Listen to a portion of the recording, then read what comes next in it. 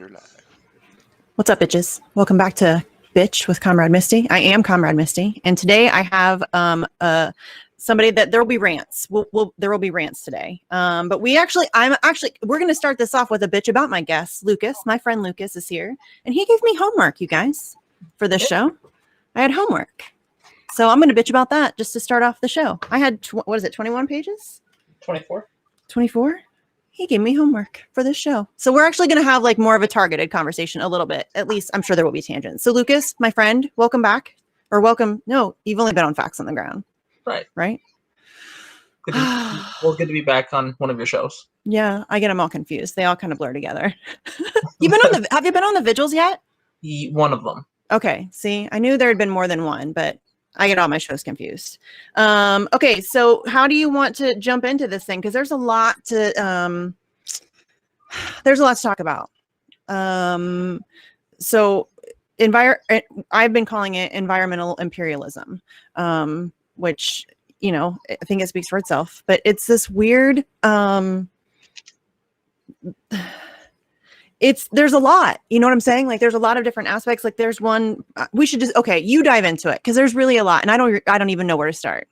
I don't either, but I'll find a place. So in this case, specifically the homework I gave, the research I had been working on is the way in which imperialist nations not really just devastate the environment, but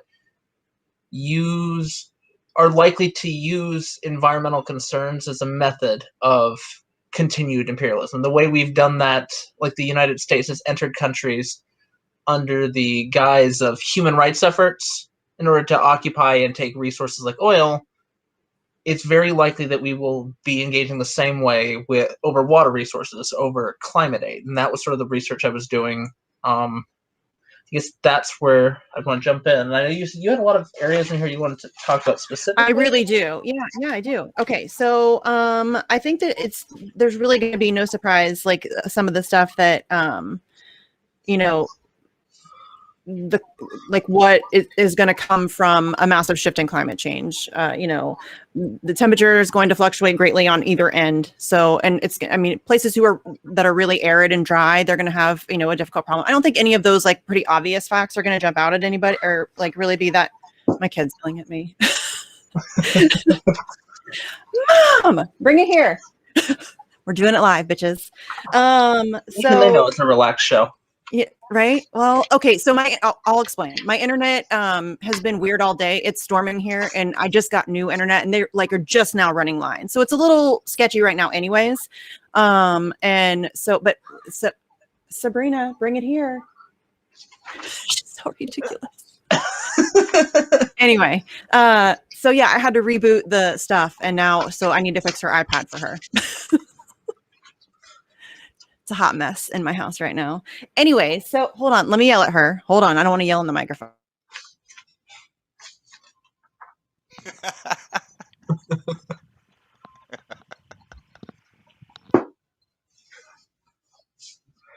Now she's ignoring me.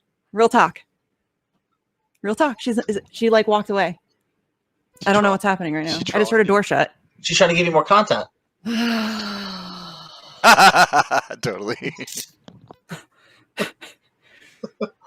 We do it live. My goodness, we do it. What's all wrong? Okay.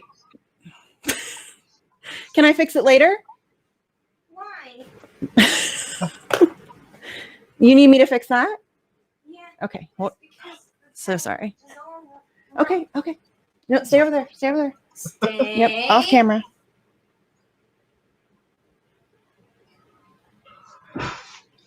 Sorry, guys. This is my life. It's all good. And I'll all right, dude. I think you should be good. But I think the time is not wrong. Okay, that I'm going to have to fix later because I don't even know how to go about that. Okay? It'll be all right. No, it will not. Okay, can you maybe ask Grandma? Where is she? I don't know. Downstairs, probably. She's Okay, I really got to go now.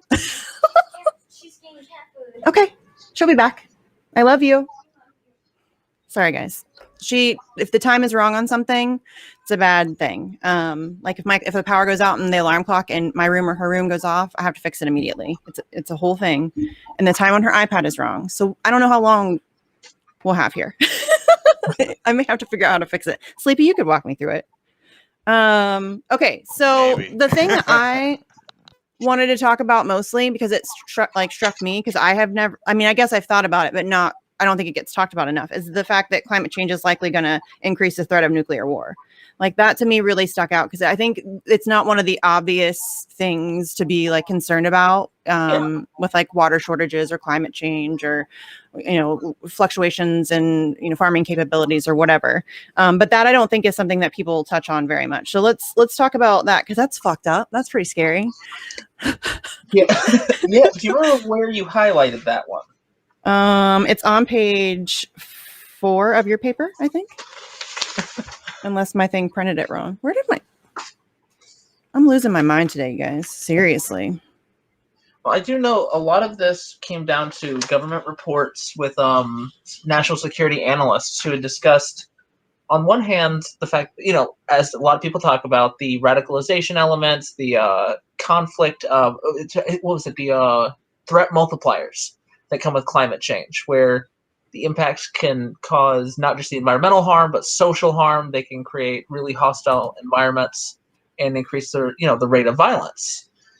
However, that combined with relying on nuclear power more as for sustainable energy, they're pointing out if climate change continues to worsen, it can create an environment in which nuclear war and arms races are far more likely. And this was in years ago.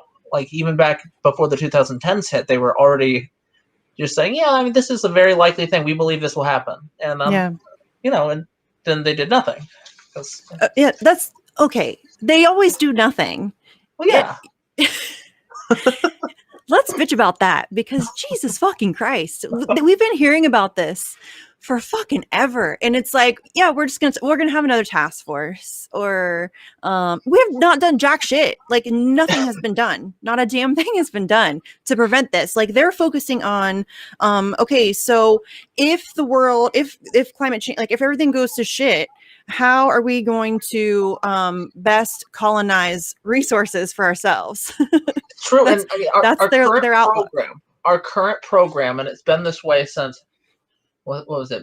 It's been Bush, Clinton, Obama, everyone, all Biden, of them. Yeah. It's the same exact, I guess it wasn't even Clinton. It started with Bush, but where the climate change regime that's used is purely one of identifying climate refugees, blocking them from coming, arresting them, rounding them up into internment camp.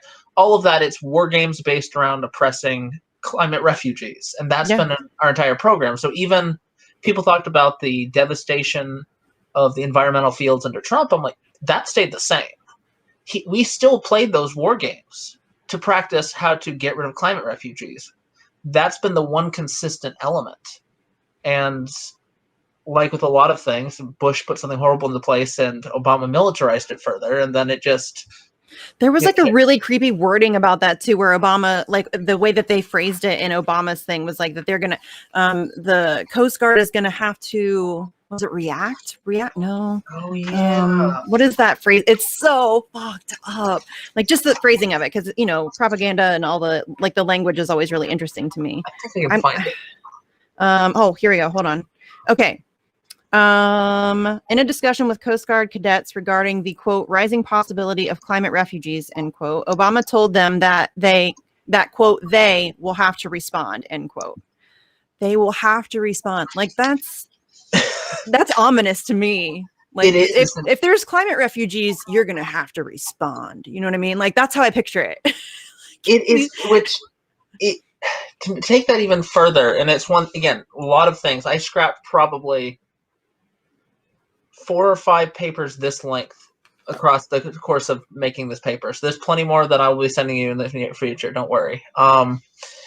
But there's a recent executive order from Biden involving climate refugees, which involves the U.S. trying to take a leading role on helping determine where climate refugees go.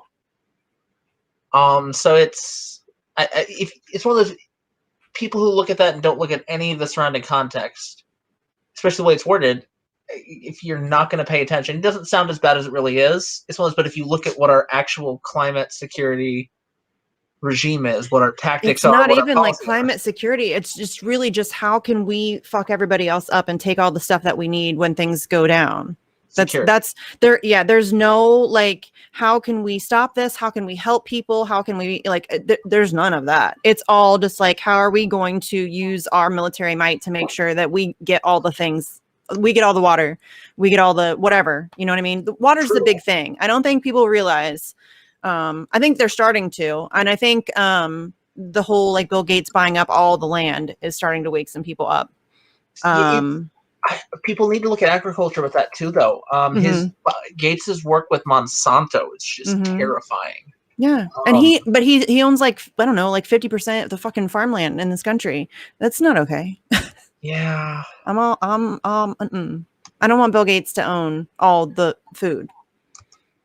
No, specifically, he worked with Monsanto to help block people from access to climate resilient crops. So you want to talk long-term game playing. Yeah, he's kind of evil.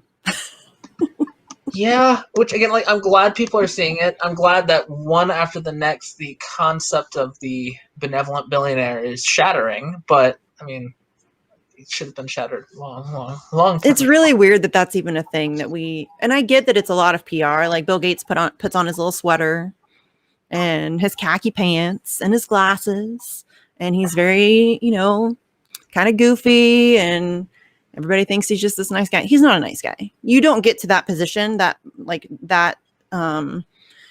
that much power and wealth and influence and be a good person. You just can't, because it requires the direct exploitation of a lot of people. It's like even artists who make work who land themselves as billionaires. Like you still use sweatshops, even if it's like less. Like you said, there's some level of exploitation that's occurred. Mm-hmm. Especially at that level. Like, you can be a relatively decent person and be like wealthy and successful. I think that's probably possible, like to a certain degree. But I mean, there are psychological studies. This is not like me just making shit up. Once you reach a certain level of wealth, you lose the ability to empathize with people. It does impact your brain functioning. And so I just think that there's like a certain place that you get to where you just stop learning how to be a decent human being. And I'm not saying that's across the board. That's a generalization, obviously. I don't know every billionaire. I don't know any billionaires. I think a lot of that has to come from social pressures from the people you end up surrounding yourself with once you have that type of wealth. I mean, I can't imagine your entire friend group being awful people and you just somehow end up being a great person while also having immense power. Like, that's true. That's a very true thing. You want to talk something to bitch about, though? I pulled up that executive order for Biden because I've been meaning to send this to you. Which one? So it's from February this year. Is it in the paper, or is it just it's just like a new one? I was going to add it to the paper. I ended up not having space. No, so that's the executive order on rebuilding and enhancing programs to resettle refugees and planning for the impact of climate change and migration.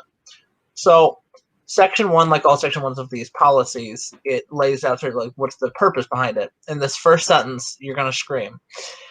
The long tradition of the United States as a leader in refugee resettlement provides a beacon of hope for persecuted people around the world, promotes stability in regions experiencing conflict, and facilitates international collaboration to address the global refugee crisis. That's a lot of bullshit. Mm-hmm. I mean, they're really good at like smashing a lot of bullshit into like a sentence or two. Am I right? Like, that's a lot of bullshit for one statement there. Seriously. Jesus fucking Christ. I mean, talk about like a revisionist history. That's ridiculous. That was, what was the thing that Psaki got called out in the press room? And the guy was like, wait, since when has this been a long-standing tradition? Like, when did it start? Because I forget what it was about, though. Oh, shit. That was funny. That was funny. That was like one of the few shining moments in the White House press room. Those are few and far between. Those people are terrible. Terrible. I will give the first journalist to ask her about Julian Assange $100 for sure.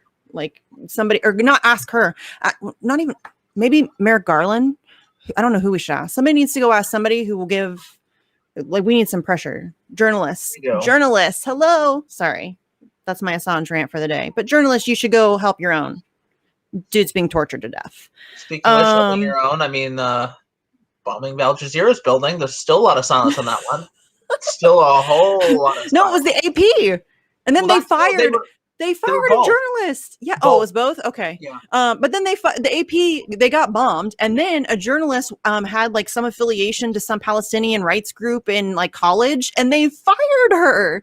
They just bombed your building. Are you kidding me? Are you kidding me? It's fucking cartoonish. Where's Steve Boykin when we need him? It is fucking cartoonish. That's insane. Oh. It is. You see, that's the thing. Like, you have that, and you have Assange, and just fucking again. Journalism isn't journalism in this country. No. Foreign countries beholden to this country. No. We don't have truth. There's no. And it's, yeah, I need to come to terms with that, because I feel like I'm trying to save it, and really it just doesn't exist. It's more you have to create it. That's the thing. It's that's fair. Save is create. That's fair. That's a good way to look at it. Destroy and then create. Although maybe I shouldn't say that. We can save Julian and create journalism. Yeah. There we go. I'll look at it that way. Nice. I like that. I like that a lot, actually. That's not to say there's no good journalists in this country or other countries, or that, it can't occur. It's just, of course. Dude, there are journalists doing great work all over the place. Oh, yeah. Muhammad Almazi, Kevin Gostola, Max Blumenthal, Ben Norton, the guys at Gray Zone, Alex Rubinstein, Aaron Matei, like Vanessa Beeley, Eva Bartlett. There's a ton of people doing great work. I mean, the MCSC network. Look at Robbie go, man. Look at Robbie with this Colonial Pipeline. Now we got Media Matters reporting on it, and then not giving Robbie credit. Give Robbie his credit, fam. Still haven't? No, I don't think so. I'd say that That's surprisingly shitty. it doesn't. It doesn't surprise me, but it sucks. It's Media Matters. It's a David Brock outfit. Fuck those people. Anyway. Nuclear weapons. There's always like a weird 5 minutes at the beginning of the show, because I'm awkward and I don't really know what I'm doing. I don't know how to start the show, and how do you just start bitching with somebody? So it's always like 5 minutes of awkward nonsense, and then it's like you just fall into an easy flow of bitchery, and it's nice. I like it. It is nice. It's very organic. It's organic bitchery, and I like that. I like that a lot. Yeah, so I a tiny anxiety before the show, and then as soon as I had something to complain about, just kicked in. I'm angry now, so let's go. Yeah, soon, like Bill Gates comes up, and I'm like ready to be pissed off. I'm ready to be such pissed an off. easy one with that. Him, any U.S. president works as an instant trigger. Just yeah, yeah. Bill Gates pisses me off. Yeah. Kamala. Oh my gosh, Yang. Oh, see, I like mocking him though. So he's not like somebody that I enjoy mocking him a little bit. Yeah, but what if he wins? Because he might, and the other guys know better or worse. New York is fucked either way. So I mean, it's like, this is why I'm like, electoral politics is stupid. And people will be like, why do you focus so much on politicians then if you're not? Because that's the situation. It's like real big. If you're not a capitalist, and why do you participate in capitalism? I don't have a fucking choice but to talk about this shit. This is the dumbass system I'm stuck in, and so I would like to bitch about it and complain about it, so that maybe other people will see how stupid it is, so that we can try to form something better, because this is dumb. Like what we got going on now is dumb. So speaking of dumb, I'm sure you saw the dumb proposals at the end of the paper that I gave you. So for when I eventually publish this, no, I don't expect any of those to be ways of preventing this. The real answer is like actual pushback against the government from people. There's no internal fight this from inside to stop the U.S. imperialism. But for academic outlets, you have to provide some BS liberal. I get that. And that's another thing that needs to be completely overhauled is higher education for sure, but the education system in general, because it's all fucking propaganda. It's all bullshit. You got to all play by the same rules. You can't think anywhere outside the box. You have to be a conformist, and that's not good for anybody. You know what I'm saying? So yeah, no, I get that though. You have to, that's what you have to do in order to be able to move through that space. So it is what it is. But yeah, no, there's no taking over this shit from the fucking side. God, that pisses me off so Misty, bad. We just need 3 more members of the squad, and then we're fine. Okay, but here's the thing. That's been debunked by those fuckers. The squad debunked that themselves. They said you vote individually. When you're up there, you vote alone. That's what was said. I like Ayanna the Presley squad. said it. Corey Bush repeated it. That's what's up. You do not get a voting block. They're not a voting block. They don't give a shit. They're not there to work together to get things for you. It's Auntie Nancy and whatever she wants, whatever's good for their careers. Stop fucking dealing with this. I'm so done with that shit. It's so you're gonna change the party from the inside. Really you are though. That's cute that you think that. No, fuck off. It's so dumb. I mean, it's so dumb. There's no sorry, not sorry. It's dumb. And people are it dying is. while you pretend like that's a real thing that's going to happen. People are dying. Not a game. People are dying. Again, I mean, and you're look pretending at like look at Bernie's comments about which ones? It's a fucking hot mess. The most recent one about don't call what Israel's doing genocide. Oh, like, tone it down. Tone it down. Fuck you, dude. That's a big fuck you to you. But people still act like he's anti-Zionist. See, that's again, it's why we have to complain because Bernie's a fucking Zionist. Yes, and he's an imperialist. He is, and he supports genocide. So it's like, put on your big girl panties and deal with that fact. Just do it. Just come to terms with that fact. You can still like some of the things that he does. Like he's done some good things. He did like a great job of getting Medicare for all in like the public conversation or whatever. I don't know how much credit I give him for that, but okay, like they like to throw that at me. Great. We'll give him credit for that. But Jesus fucking Christ. Terrible people can do great things sometimes. Yes. It's like great people can do atrocious things. Right? Crazy For concept, some reason, right? When it comes to celebrities, politicians, people have to start thinking black and white. And it means anytime it breaks away, good or bad, from their perspective on the person, clearly that just didn't happen, or you're misunderstanding. I'm like, no, they're humans. They're monsters, but they're humans. Yeah, they are monsters. Real talk. Real talk. Oh, that's really depressing. If you voted for a single war or bombing, you deserve a spot at. I don't believe in hell, but I still wish there were one for the sake of these fuckers. Right? Oh, it pisses me off that that's not a thing. That like somebody like Joe Biden, which I know that he didn't really, I mean, people are going to come for me and say I'm like talking about election conspiracy shit, but Joe Biden didn't really get elected president. He was 100% put in the perfect position in order to be anointed to be president.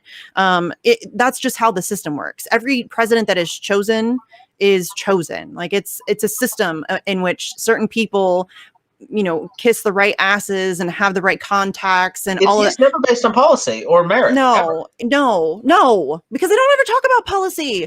Really, how much should they talk about policy? And then people will be like, oh, but they have like debates and stuff. Yeah, but go and like actually watch a debate. There's no substantive content at all. They platitude their way around different issues. They give you like vague non-answers and like weird insults against the other person, or like they might like take a shot at somebody's voting record just because, that's one thing that it's been poll tested and committee approved. And that's like a shot that they can take. But they don't really talk about anything, and they certainly don't do anything other than make you think they're working. There are some that talk policy at times and say the right things and then vote differently. And that's worth nothing. I don't care. Less than nothing. If you say you support a one-state solution, free Palestine, and then turn around and vote to give arms Israel to more money, yeah. You're a fucking Zionist. I don't care what you say. Those two things don't go together. And that's the thing is, even when Bernie's rhetoric was better, he was still voting that way time and time again. So there's like a video of him from like a town hall from years ago. Like I think maybe when he was running for president, or before, I don't remember, but years ago. And somebody like challenged him on Palestine and Israel, and he like yelled at them and like shouts at them in the town hall because they are. There's the one interview that I love. I forget who. I think it's like I'm never gonna remember. It's one of those like very like hip news shows that puts like together the like 20-minute pop music video montages of politicians or whatever, something like that. But he uses air quotes to describe Israelis' crimes against humanity. I think it was crimes against humanity, or no, human rights abuses. He get human rights abuses. That's what he did. There's no quotations there, friend. They commit human rights abuses. Like, that's not up for debate. That's not up for fucking debate. I listened to that one. I never actually watched it. I'll have to watch that now. That's not up for debate. I don't know why we're even having that conversation. This is not up for debate. Israel is committing war crimes and crimes against humanity right now. They have been for years and years and years, decades. Its existence is a crime against humanity. Crime against humanity. That's just like the existence of the U.S. is. Mm-hmm. Like, if you're founded on that, then your existence is that. It's what it is. And be cool if we could stop doing that. Stop colonizing everything. Like, just, it's fucking ridiculous. Who does this help? Who does this help? Seriously, who does all this war, destruction, chaos, and death? Who does that help? Does it make you feel really cool? Like you're like super evil guy and you can blow up babies? Yeah, way to go. You're cool, dude.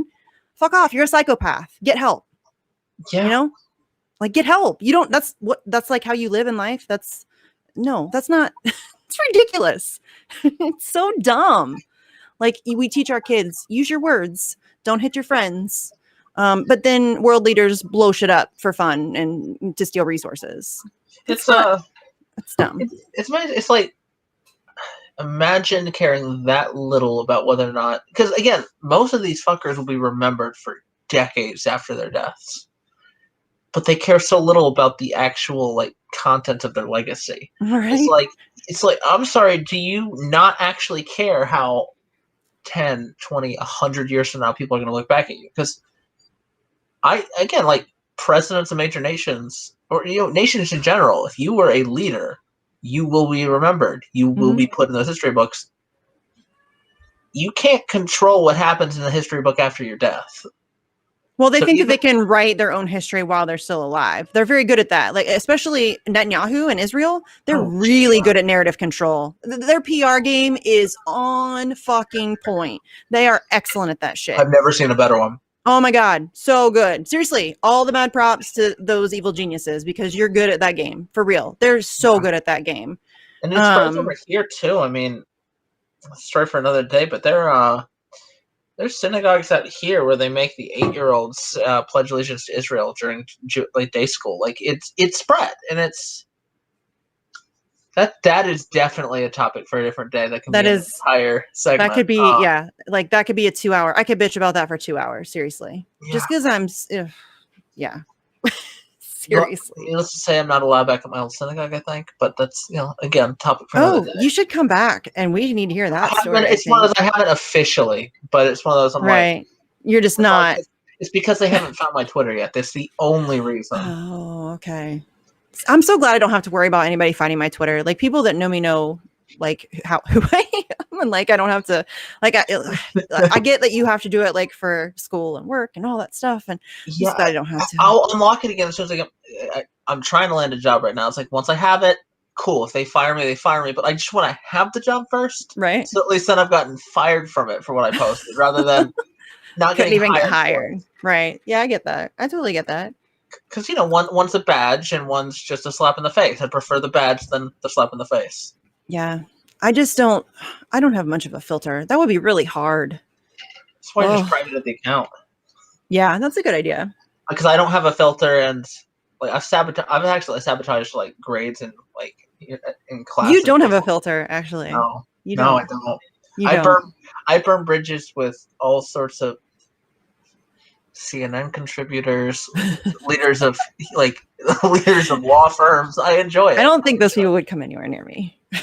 I don't really. No, they wouldn't. No, they would take a look at your profile and block you.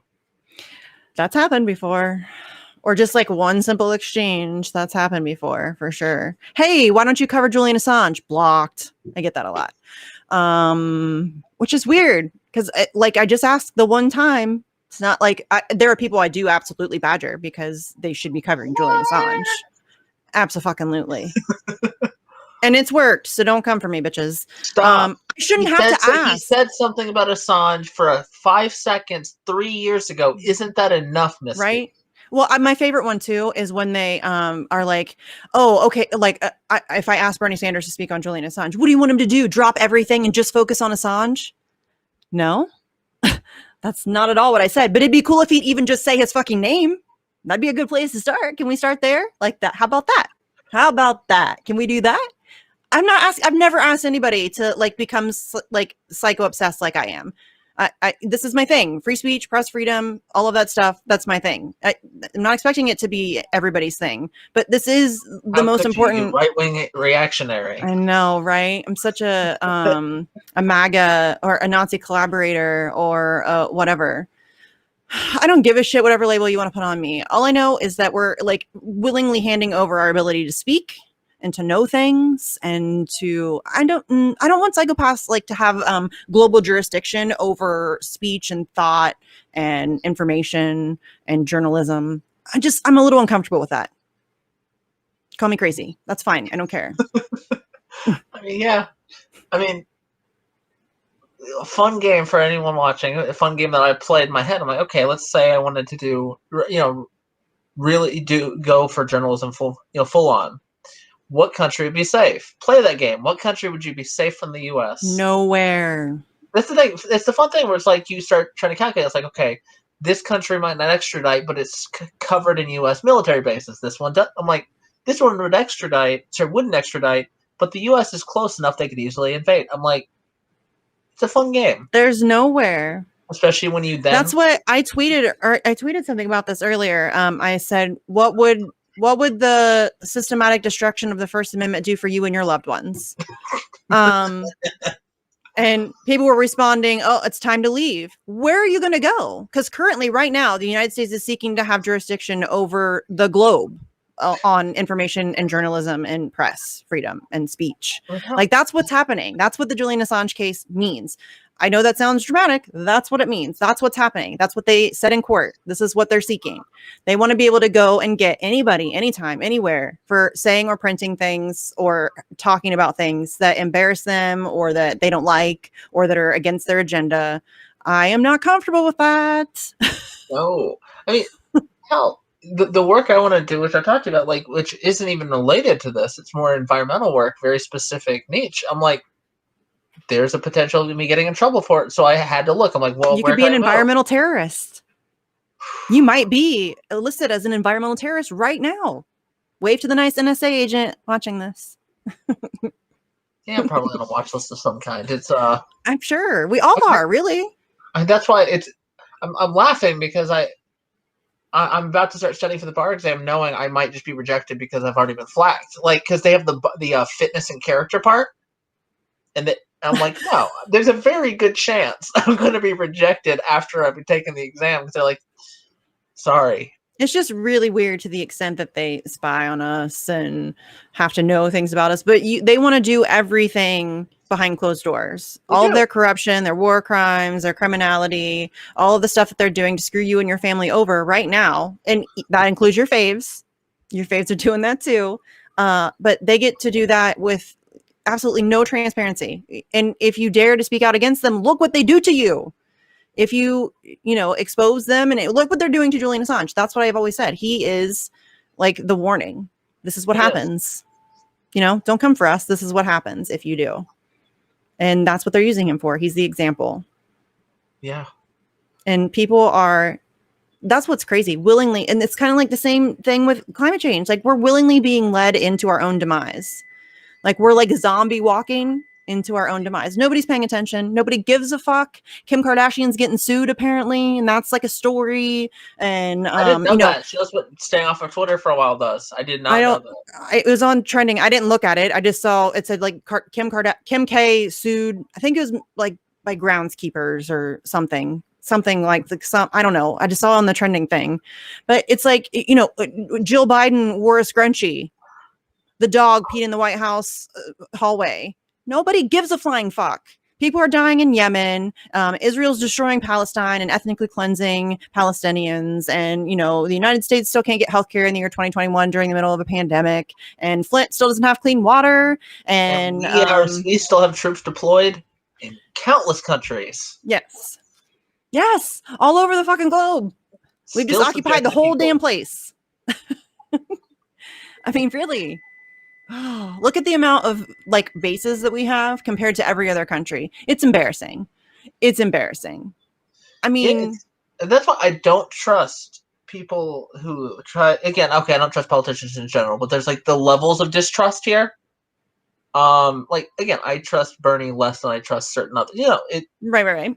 But ones who say they're anti-war, but then aren't going to, But when you bring up things like removing military bases, they get really.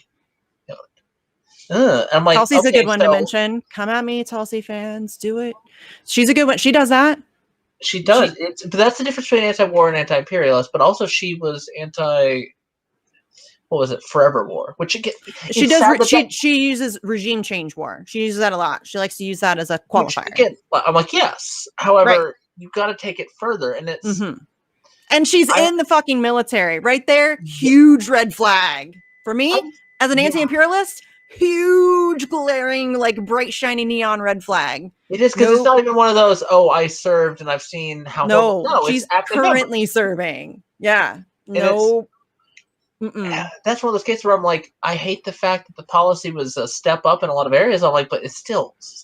Listen, she's fucking great on Assange. Damn it, she is fucking great on Assange. She has been the only, not great. I'm giving her too much credit because she's the only one who will fucking say anything. Comparatively great. Comparatively, she's fucking amazing because she's the only one who's really ever like said it out loud, lots of times, like multiple events. She's like on Joe Rogan. That was massive. He has a huge audience. That was awesome. Like she's great on that, and she's great on other things too. But I have a lot of issues with Tulsi. It's just, and I don't trust her more than any politician. You guys know I don't like them at all. None of them. Zero. Yeah. No politicians. Same. I like people who are candidates and who are trying to become politicians. I like them as people, but as a politician, I will always side eye you. And that's what I've told ones who I actually helped them, their campaign efforts. I'm like, it's want to say, I will still be, I can still be your friend, but not you as a politician. That you're straight to, you're my enemy at that point. Mm-hmm. Or at least I'm going to look at you that way because that's just, you can't be in this system that we have right now. Christine. Yeah. You can't be in that position and not be tempted by the shadiness. You just can't.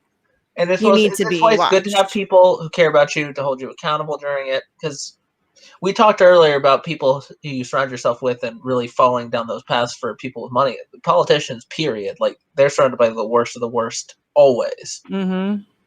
Yeah. That is diving deep into a pit of corruption. No, we just went to DC, right? To protest. I was there for a few days at a time, right? It's heavy there. Like it feels heavy there.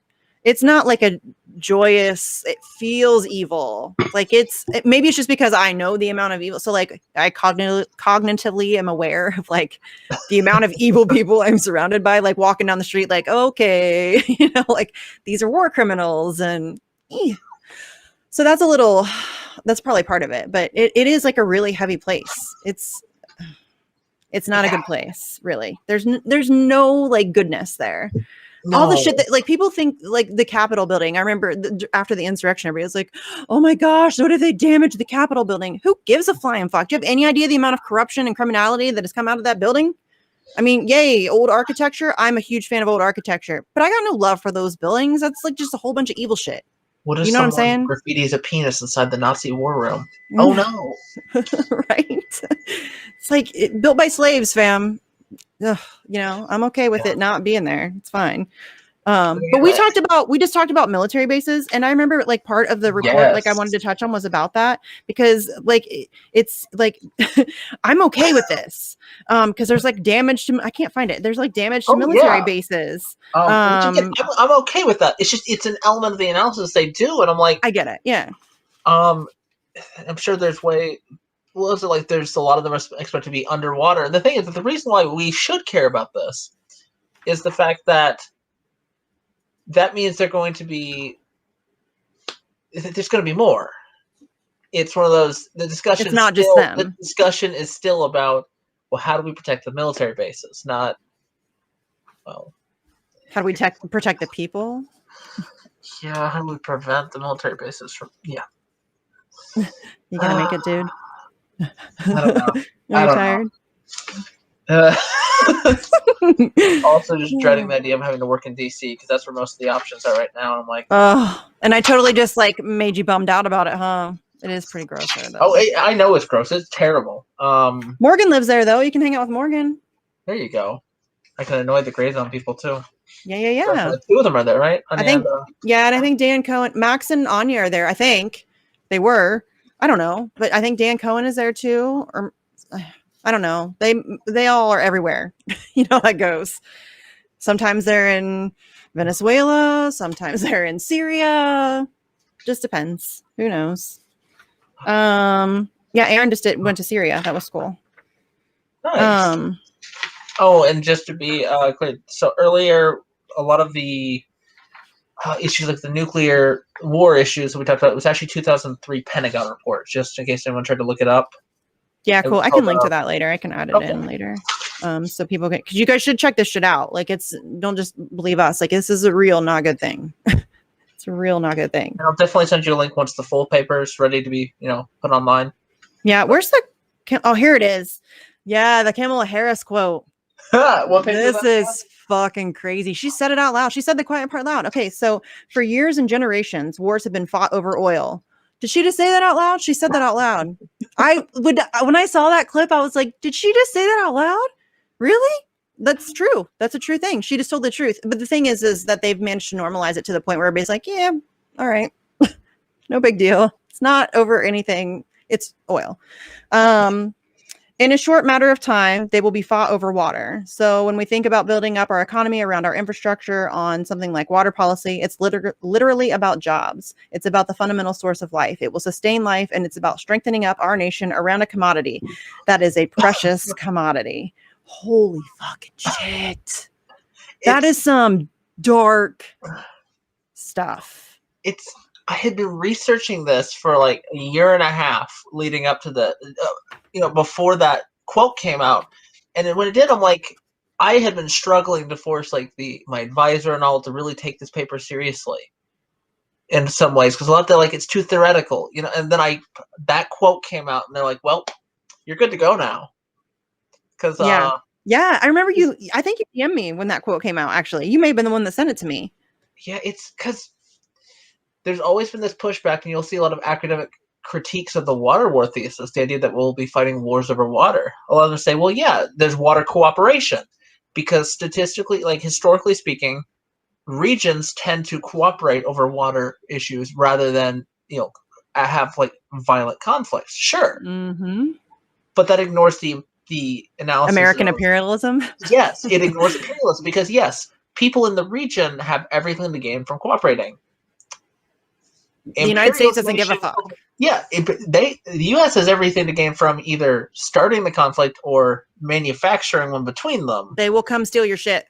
Listen to me. I'm an American. We will come steal your shit.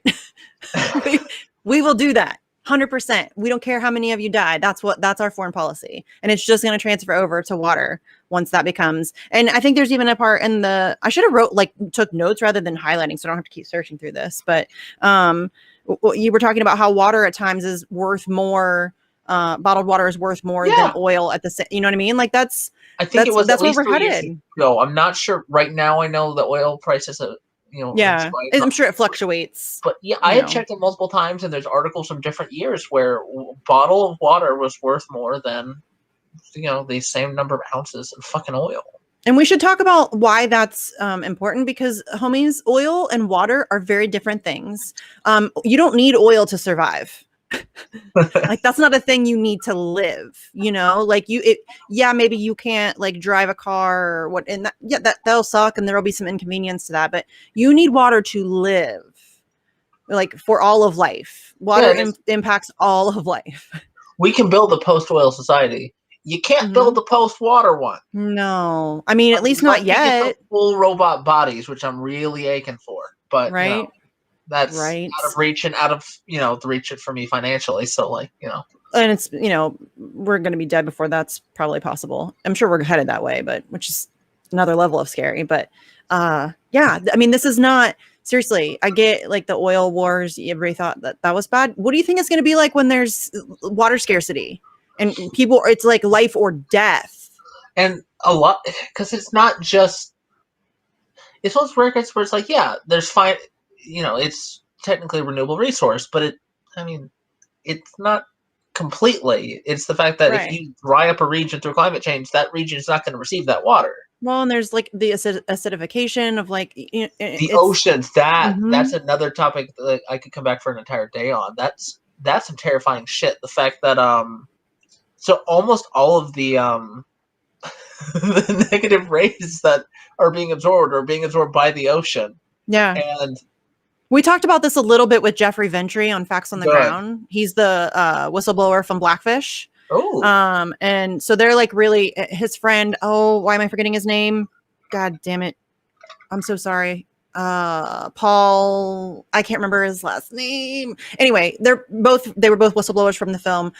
Really cool dudes, really into like marine biology and saving the oceans and I have to all watch that stuff, which is you haven't seen it? No, Oh, Lucas, bring tissues. Oh, it's No. bad. It's a hard one. I watched that and Bridegroom back to back one day when I was sick. That was a horrible life choice. I mean, that was a horrible life choice. That was like 4.5 hours of just depression, and then longer because like a movie sticks with you for a while. Yeah, those two movies fucked me up, like in different ways, but they both fucked me up. I think the only other documentary I've ever watched that has fucked me up that hard is Dear Zachary. Do not watch it. Do not watch it. Do not watch it. Jesus Christ. I mean, it's a beautiful documentary, but have you watched The Devil You Know? Or The Devil We Know? I don't think so. I don't watch a ton of movies. Usually, like if I'm just sick, that's like I'll watch like back to back. Like I just like scroll through and it's usually documentaries. Is it a documentary? It is. It's about what DuPont, What's it called? It's I think The The Devil You Know. It's Okay. either you or we, but it's about DuPont's poisoning of the Mid-Ohio Valley. Oh, okay. Yeah. Yeah, that one. I'd be interested in that one. I like documentaries a lot, and I like scary movies, but I don't watch a ton of you do. movies. Of course you Yeah. You don't Is that like weird? the imperialist, pro-war propaganda? No, I'm not. My husband likes comic book movies. It's not really my thing. I like comic. There's some comic books I can enjoy, but I've never been into comics personally, and I don't. It's the movies are awful propaganda. Like it's there've been a couple I enjoyed, and that's about it. I mean, I've seen some of them. I've seen Fantastic Four, and I've seen like the original X-Men. The original X-Men, Spider-Man. I don't remember there being too much propaganda. Batman, in the original obviously. X-Men. Yeah. Okay, well, Batman has a bunch of pro-cop propaganda. Yeah.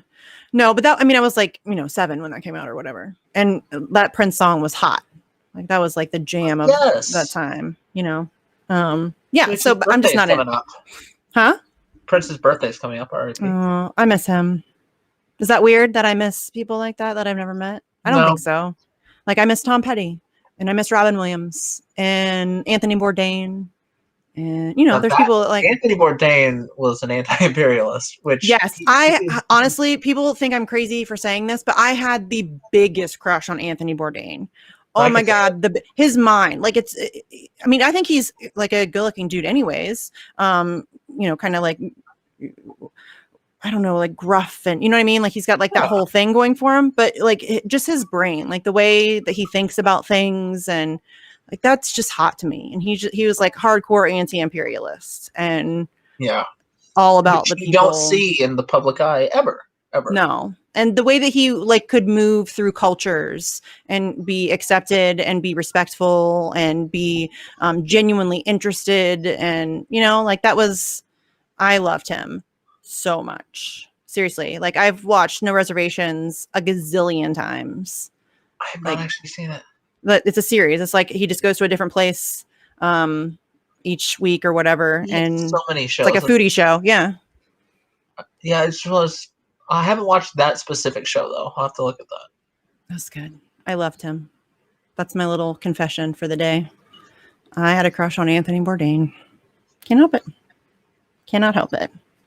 But yeah, I think it's interesting that they're just outright admitting now that our wars are going to be fought over. And that she said that they were fought over. Like, it's to me, the importance of it though, because we make jokes about her. Like we make jokes about all the candidates, but there is a serious gravity that to the vice president of the United States openly saying, "Yeah, no, water wars thesis. Yeah, I support it. We're gonna do it." Right. And that's what she said. And she's just openly admitting, yes, our wars have been fought over oil. After they gaslight you for every fucking war. The Iraq war. Oh, we have to do this. It's like a humanitarian thing. Like There's we act like we're WMDs. Oh right. no, We have to Al-Qaeda. go and save these people, or you know what I mean? They always build. But she just straight up told you it's about the oil. I mean, and I know that everybody in our circle already understands that, but there are a lot of people who do not get that that's reality, and they will make justifications and do all kinds of weird mental gymnastics. Like the next time there's a war being pitched by the New York Times and CNN, they'll fall for it. It's different this time. This time it's different. And it's this weird psychology where human beings allow themselves to be like taken through that cycle over and over and over again. It's really frustrating. How many times, I know I say it all the time, how many times does your government get to lie to you before your sense of skepticism kicks in? I mean, seriously, I'm genuinely curious what about the human condition makes people do that. Because some of us are born skeptics, and that's why we don't have friends. It's frustrating for me, though. It's frustrating for me that other people can't get it together. And I get that. I think a lot of it, I'm not going to blame all of it on this. I think... Oh, there's Poikinen. Huh? Poikinen, the joke thief thing. I know, Steve. I get it. I still like Robin Williams. He says Robin Williams is a joke thief. Sorry. He says Robin Williams was a joke thief. Bourdain was probably murdered. I think you're right about that. There are two types of musicians, Tom Petty and people who wish they were Tom Petty. And you're fucking right about that too. I love Tom Petty. I saw him 3 times in concert. I love Tom Petty. Really? Oh yeah. Love Tom Petty. And one of the times Stevie Nicks came out, wasn't promoed, nothing. Like for whatever reason, Stevie Nicks. And okay, so I have like a connection to Stevie Nicks. Like my dad was a DJ growing up. Sorry, this is like a weird off like personal tangent. Sorry guys. Cool. But like my dad was a DJ growing up. Loved music. That's where I get it from. And we used to listen to Fleetwood Mac and Stevie Nicks all the time when I was growing up. I had Landslide played at his funeral. It was like a thing that we did. Like we would always listen to music, but Fleetwood Mac was what we always came back to.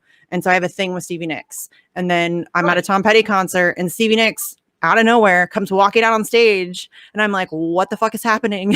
It was one of the coolest moments of my life. Seriously. Cool. Like really cool. Yeah. I was like crying and I'm like, what is happening? And my friends are all like, are you okay? And I'm like, not really. No, that's Stevie Nicks. And they're like, yeah, okay, it's cool. But what's wrong with you? I was a blubbering mess. It was one of the best moments of my life. Yeah, seriously. One of the best moments. I don't know, like that ranks pretty high up there. Like Birth of My Kids tops it, but that ranks pretty high up there. I thought that was about to go somewhere else. I was going to say, Birth of My Kids, but then Stevie Nicks. Stevie Nicks showed up. Listen, it could be that. I'm not gonna lie, it could be. You just don't want to be recorded on camera. Right. Having right. said that. Exactly. I have to tone it down, as Bernie Sanders would say. I'm just kidding. Birth of My Kids definitely ranks highest. Definitely. And don't ask me which one is ranked above the other. It's the same. That's my answer, and I'm sticking to it. What? See, I told you I'm awkward. Isn't the trick to tell each one that they're your favorite? So that they fight? And but you just tell them you love them the same. Okay. That's just always your answer as a parent. I think every parent knows that that's your answer. But I mean, if I'm being honest, and I will be honest, there are times when one of them you might like a little bit more because the other one's being an asshole. You know what I'm saying? Well, like and love are different things. And love are different things. Like some days I really love my husband and some days I fucking hate him. You know what I mean? Like that's life. That's relationships. So, I mean, that whole like, who's your favorite? It depends on the day. It depends on the day. That's the answer. That's real talk, right? That's real talk. It's accurate. It is. I'll fucking say it. Some days I'll like you, some days I won't. It's okay. That's okay. That's called being a grown-up and understanding that sometimes I'm a moody bitch and sometimes you're a moody bitch. And those days may not be on the same day, and that's all right. We can be pissy, and then the next day... Honestly, it's better if it's not on the same day. If two people are in that mode at the same time together, That's true. That can become No, the worst is when one person is like really happy and the other person is really pissy. Oh, That's yeah, not a because good one mix. gets agitated and then the Yeah, other like one just blows shut the your fuck up with your happiness over there. You know, like that's. And then the happy one has their day completely just shattered. Yeah, and then they're pissed, and then it turns into the situation where everybody's in a bad mood. But yeah, for real. I don't know how we got on that, but that's for real. That's just how it works. But we still hate all politicians all the time. At least Yeah. I do. At least Again, I do. candidates are fine. Candidates are one thing. Candidates are fine, and once you're, I don't know if I could be friends with somebody who's elected to office. Honestly, that's why. Sorry to the people. Like I'm friends with people who are running for office right now. Listen, I'm really sorry. I'm just being honest. I don't know if I could be, because I'm gonna be mean to you about politics if I have to be, and that might not go so well. I don't know. The thing, it's not that you can't be friends anymore. It's that your friendship is temporarily on hold until they leave office. That's fair. I like that. There are not a lot of people who could accept the nuance of that, though. Yeah, there's only two people who I'm like, I really like you, but once you're in office, we're not friends. And it really just, it was Christine and David Kim. Like, that's it. Those are the only two who I had. Christine Olivio? Yeah, I like her as a person. I really do. And they have killer policies again. Like, but if they, again. But once you get in there. Yeah, it's not even that, oh, once you get in there, you're going to do the wrong thing. It's like, no, once you're in there, we can't treat you like anything other than a politician. And right. See previous answer about how we feel about politicians. Yeah. Yeah. No, I think that's fair, though. I mean, I don't think that that's unreasonable. I mean, just sorry. I know how it works in Washington. We have seen politician after politician after politician be completely corrupted, be completely co-opted. We watched it in real time over the past several years with the Squad. I mean, we can argue over whether or not that they were ever really legitimately legit, because I have my doubts. There's a total of one of them who I think went in there with good Rashida Tlaib.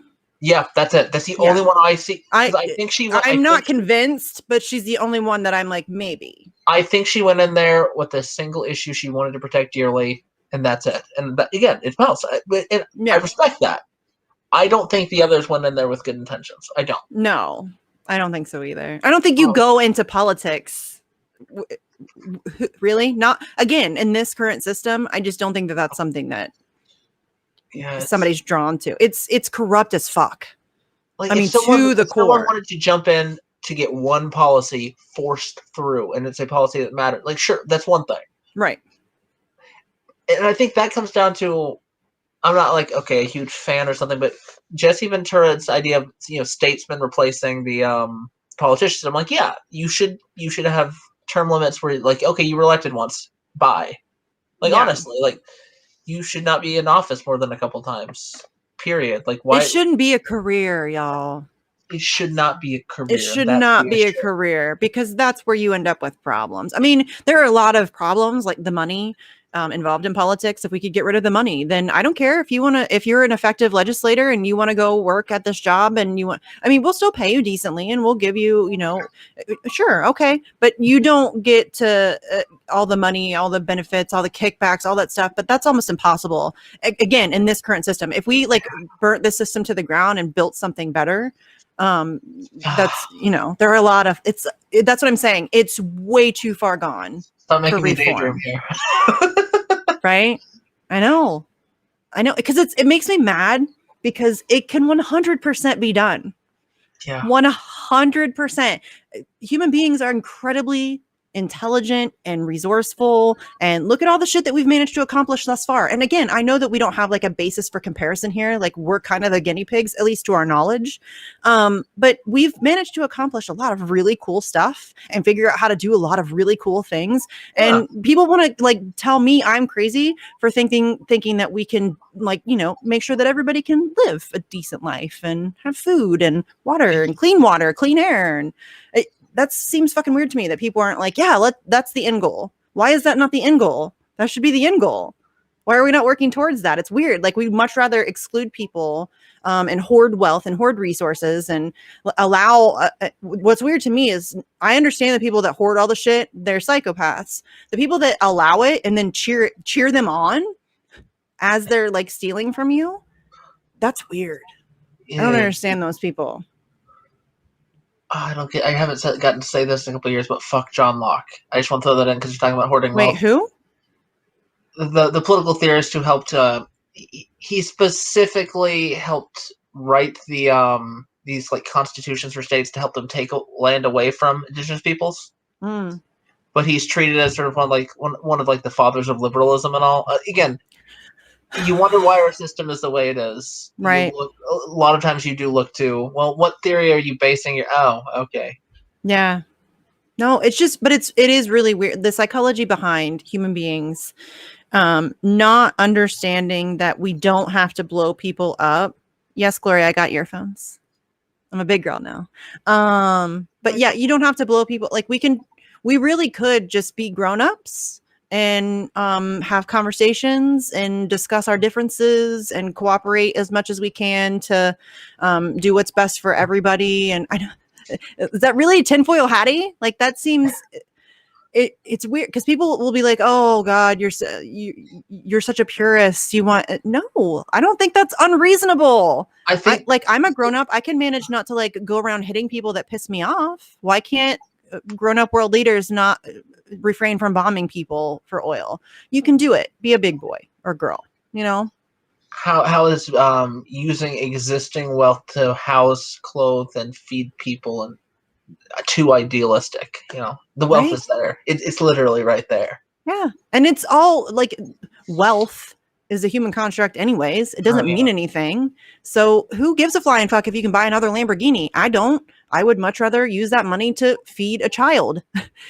I mean, people like Jeff Bezos and Bill Gates shouldn't exist. Billionaires should not exist. That is a failure. That is there should be no billionaire. And I'm not saying that like I'm against people working hard or if you invent something that's really beneficial to humanity, you should be rewarded for that. Absolutely. But that's why you have millionaires and sometimes Right. 100 millionaires. There have been the occasional 100 millionaires that. Why do you need more than that? Greedy fox? You don't. You could never spend that much money. It's a dick measuring contest. And I don't mean that in a sexist way because obviously women can be billionaires too. Girl power. But it is a dick. It's like, oh, well, who can be the most evil? Who can hoard the most shit? Who can have I don't care. Like I'm not, it's this ego driven. And the problem is that we reward those people. We elevate those kinds of people to positions of power. And we allow our systems to be manipulated in their favor. Yeah. And it sucks. And it doesn't have to be that way. And it's really frustrating to know that it doesn't have to be that way, but also know that it's probably always going to be that way. Only part I disagree with is that last part. The always? Yeah, I choose hope. Well, I mean, obviously I do too. Otherwise I wouldn't do what I do. So I'm a cynical bitch for sure. But there's obviously like this I would say it all the time, tiny little part of my cold, dead heart that has a little ounce of hope left. I mean, I chose Assange activism. Sign of a very happy person. Sorry. Right. Maybe I have some weird like hate for myself. It's hard. Like I'm gonna bitch about that for just a moment because it is hard. There's no wins.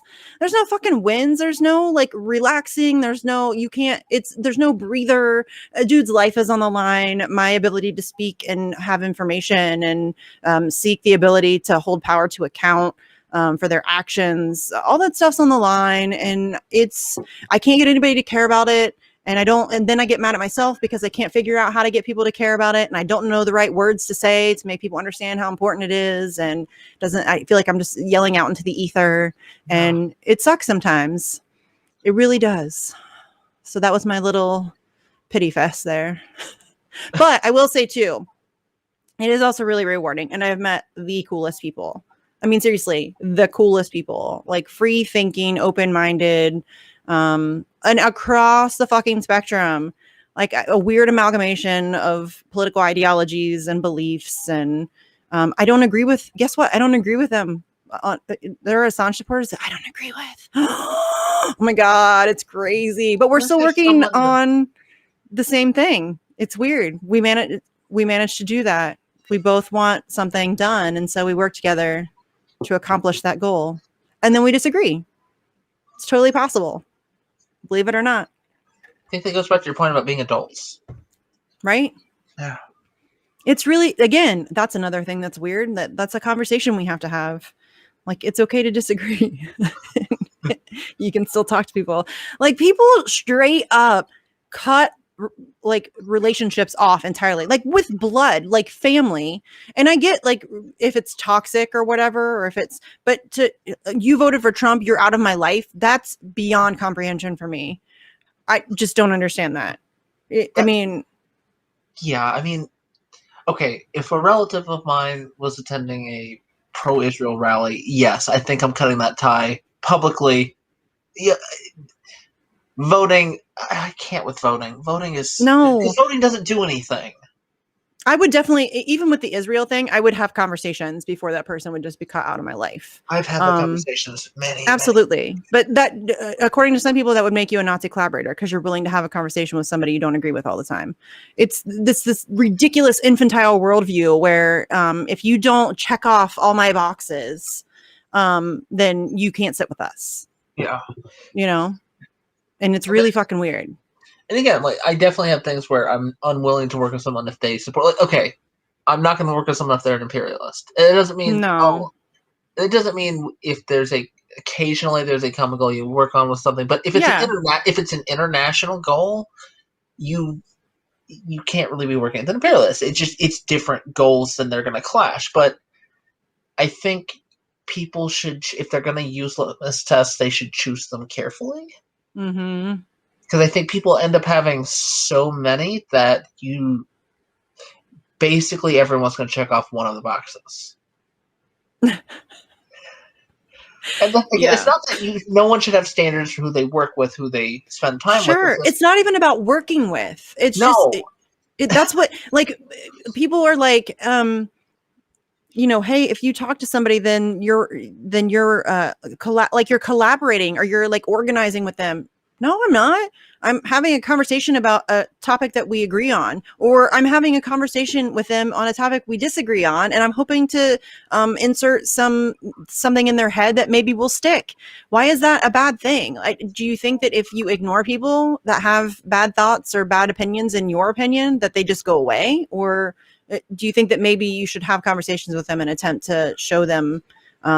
Because I don't think people are not like stuck in their, and I'm not saying there aren't people who are 100% stuck and they're like irredeemable pieces of shit, because those people exist. I've met lots of them, but I think most people are just propagandized against the wrong shit.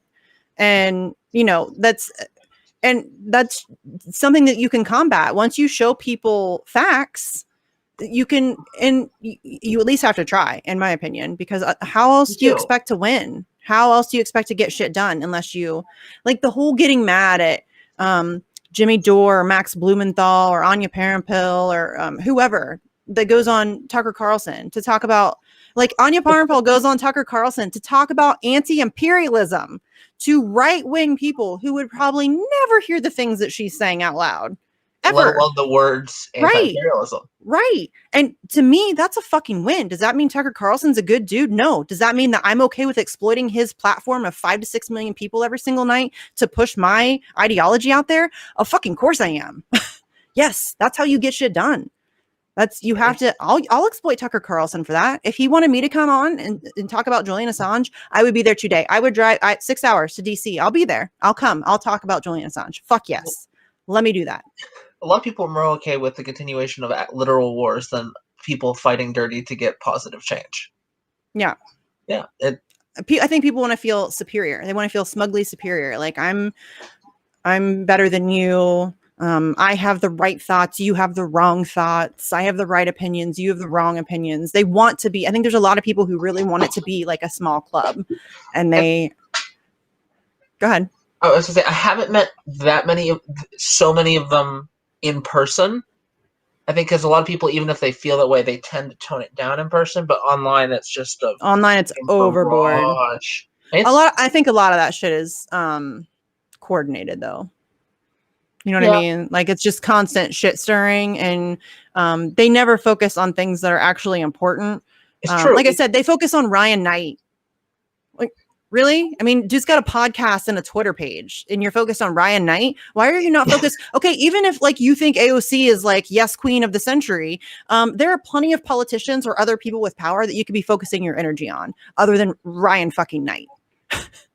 You know what I'm saying? No offense to Ryan, he seems nice. It's like the same 3 things trend on Twitter every month, and it's always Tulsi Gabbard, Jimmy Dore, the Holocaust. Always, or Glenn Greenwald. Glenn Greenwald gets in there quite frequently for saying something that somebody misconstrues or gets mad at him because he's consistent or whatever. Like, he's not perfect, and he does say some dumb stuff sometimes. And sometimes I think he does it intentionally. But I think people have like a weird need to hate him. Okay, see, need to hate, fair. I personally can't stand it, but that comes from a few too many instances of intentional intellectual dishonesty. But yeah, it's like, I think he does.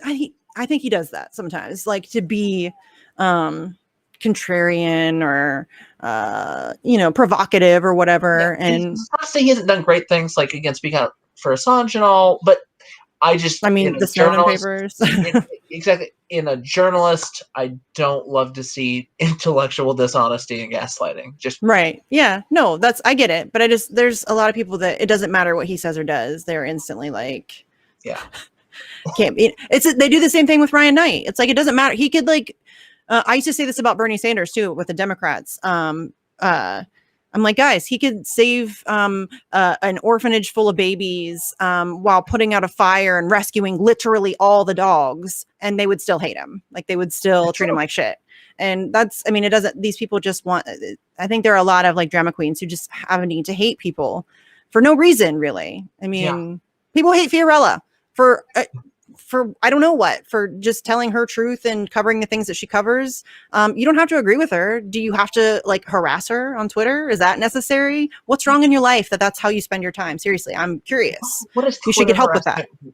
What is Twitter harassment really, I would say, ever given someone? But then I remember that Israel literally does pay its trolls, so never mind. Right. Sometimes David Brock paid $1 million for Hillary Clinton to have trolls online to go correct the record. Remember, it was a whole thing. But yeah, it's just, I mean, that's what I say. I think a lot of this is coordinated. I think a lot of these attacks are coordinated. I think a lot of these people are paid. And I think a lot of them are just really dumb, useful idiots who, for whatever reason, jump into this groupthink mob mentality. I think but like, there are plenty of people I don't like on Twitter.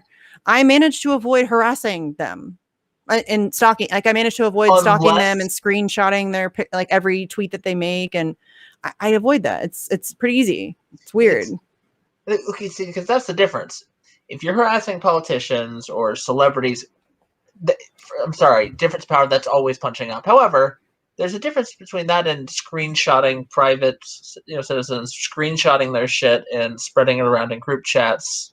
Like you said, not even group chats. They'll like retweet your shit completely out of context and then like be like, "Oh, look, you gotcha, you're a Nazi," and it's like completely it's dumb. Honestly, I think most people see through it. But it is because a lot of these tweets don't get any engagement, and they're like, it's like, maybe like 300 to 700 follower accounts who get like 1 or 2 likes on every one of their tweets, maybe. And like 85% of their content is about one person or maybe a couple of people. And they have like a really weird obsession with those people. And it's bizarre. Seriously, there are lots of people I don't like on Twitter. I have better things to do with my time than like stalk their timeline to take screenshots to then complain about. I'd much rather be tweeting at politicians and asking them to speak for Julian Assange, or, trying to get the Colonial Pipeline story picked up by some major news outlet or something.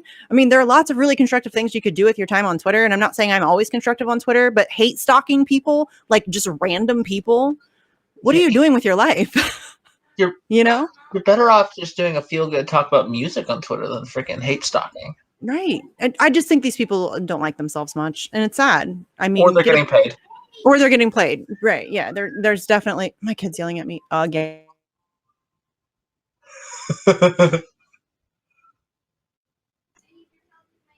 Okay. I'll be done in 45 minutes. 9 o'clock. Is it 9 o'clock? No, it's not. She can't tell unless you've changed the clock. It's a fair question. You're being insensitive.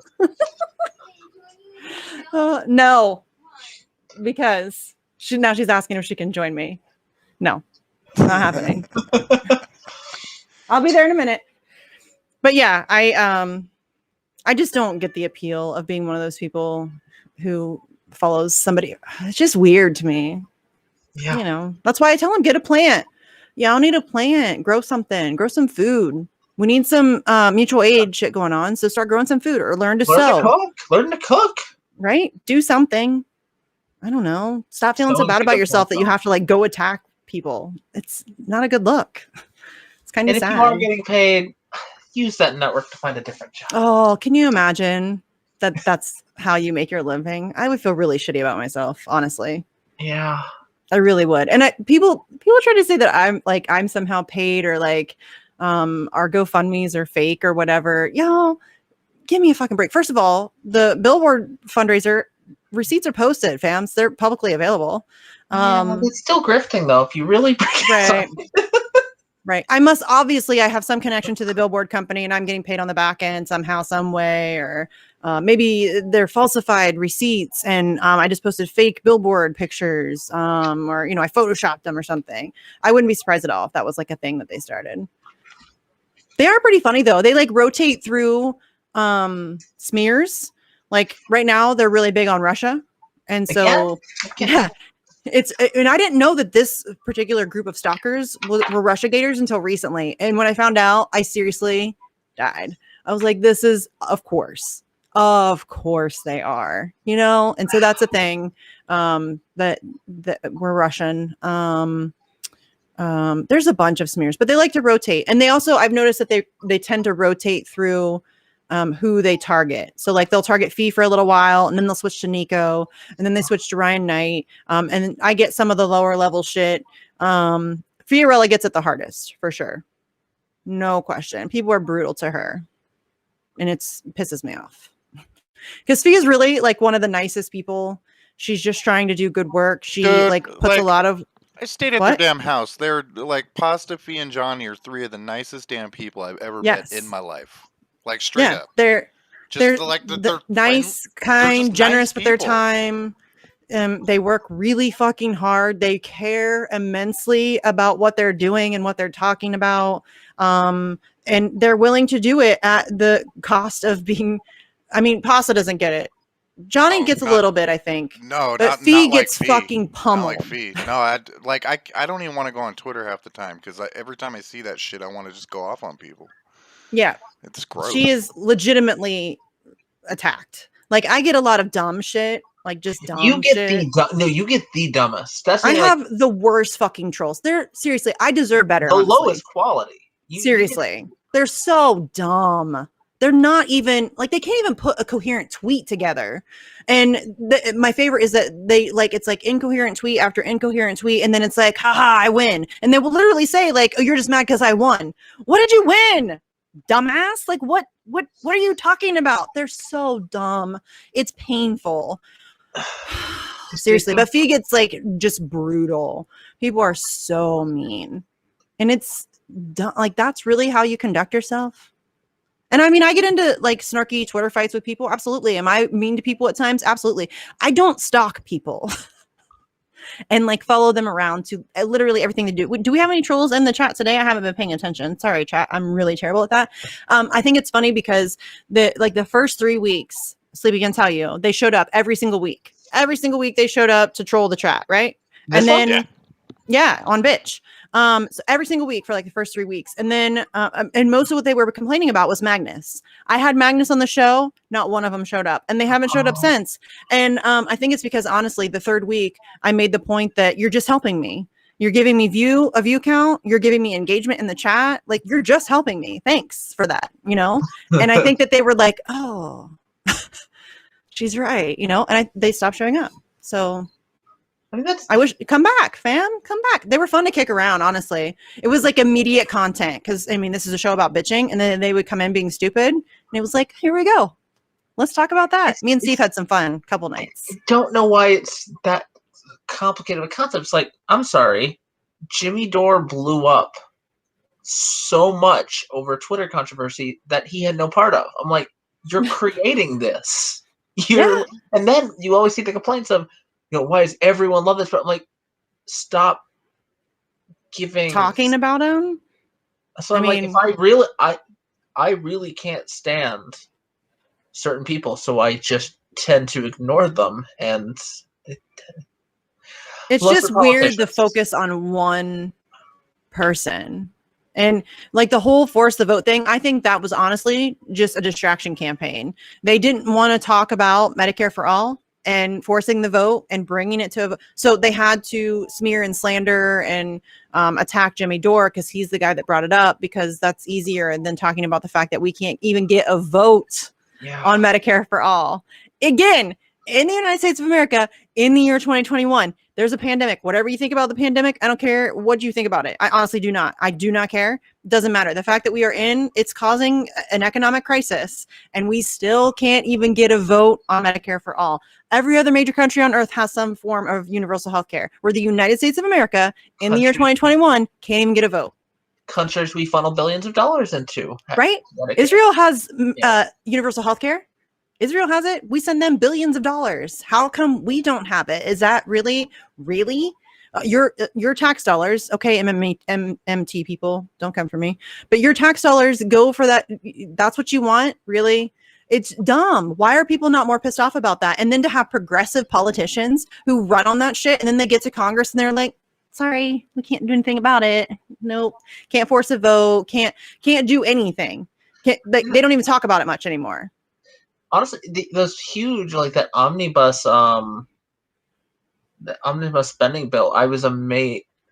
I shouldn't have been amazed, but I was amazed at how many people were just comfortable with, in front of their faces, money being funneled to Israel, money being funneled for all that. Like, they spelled it out.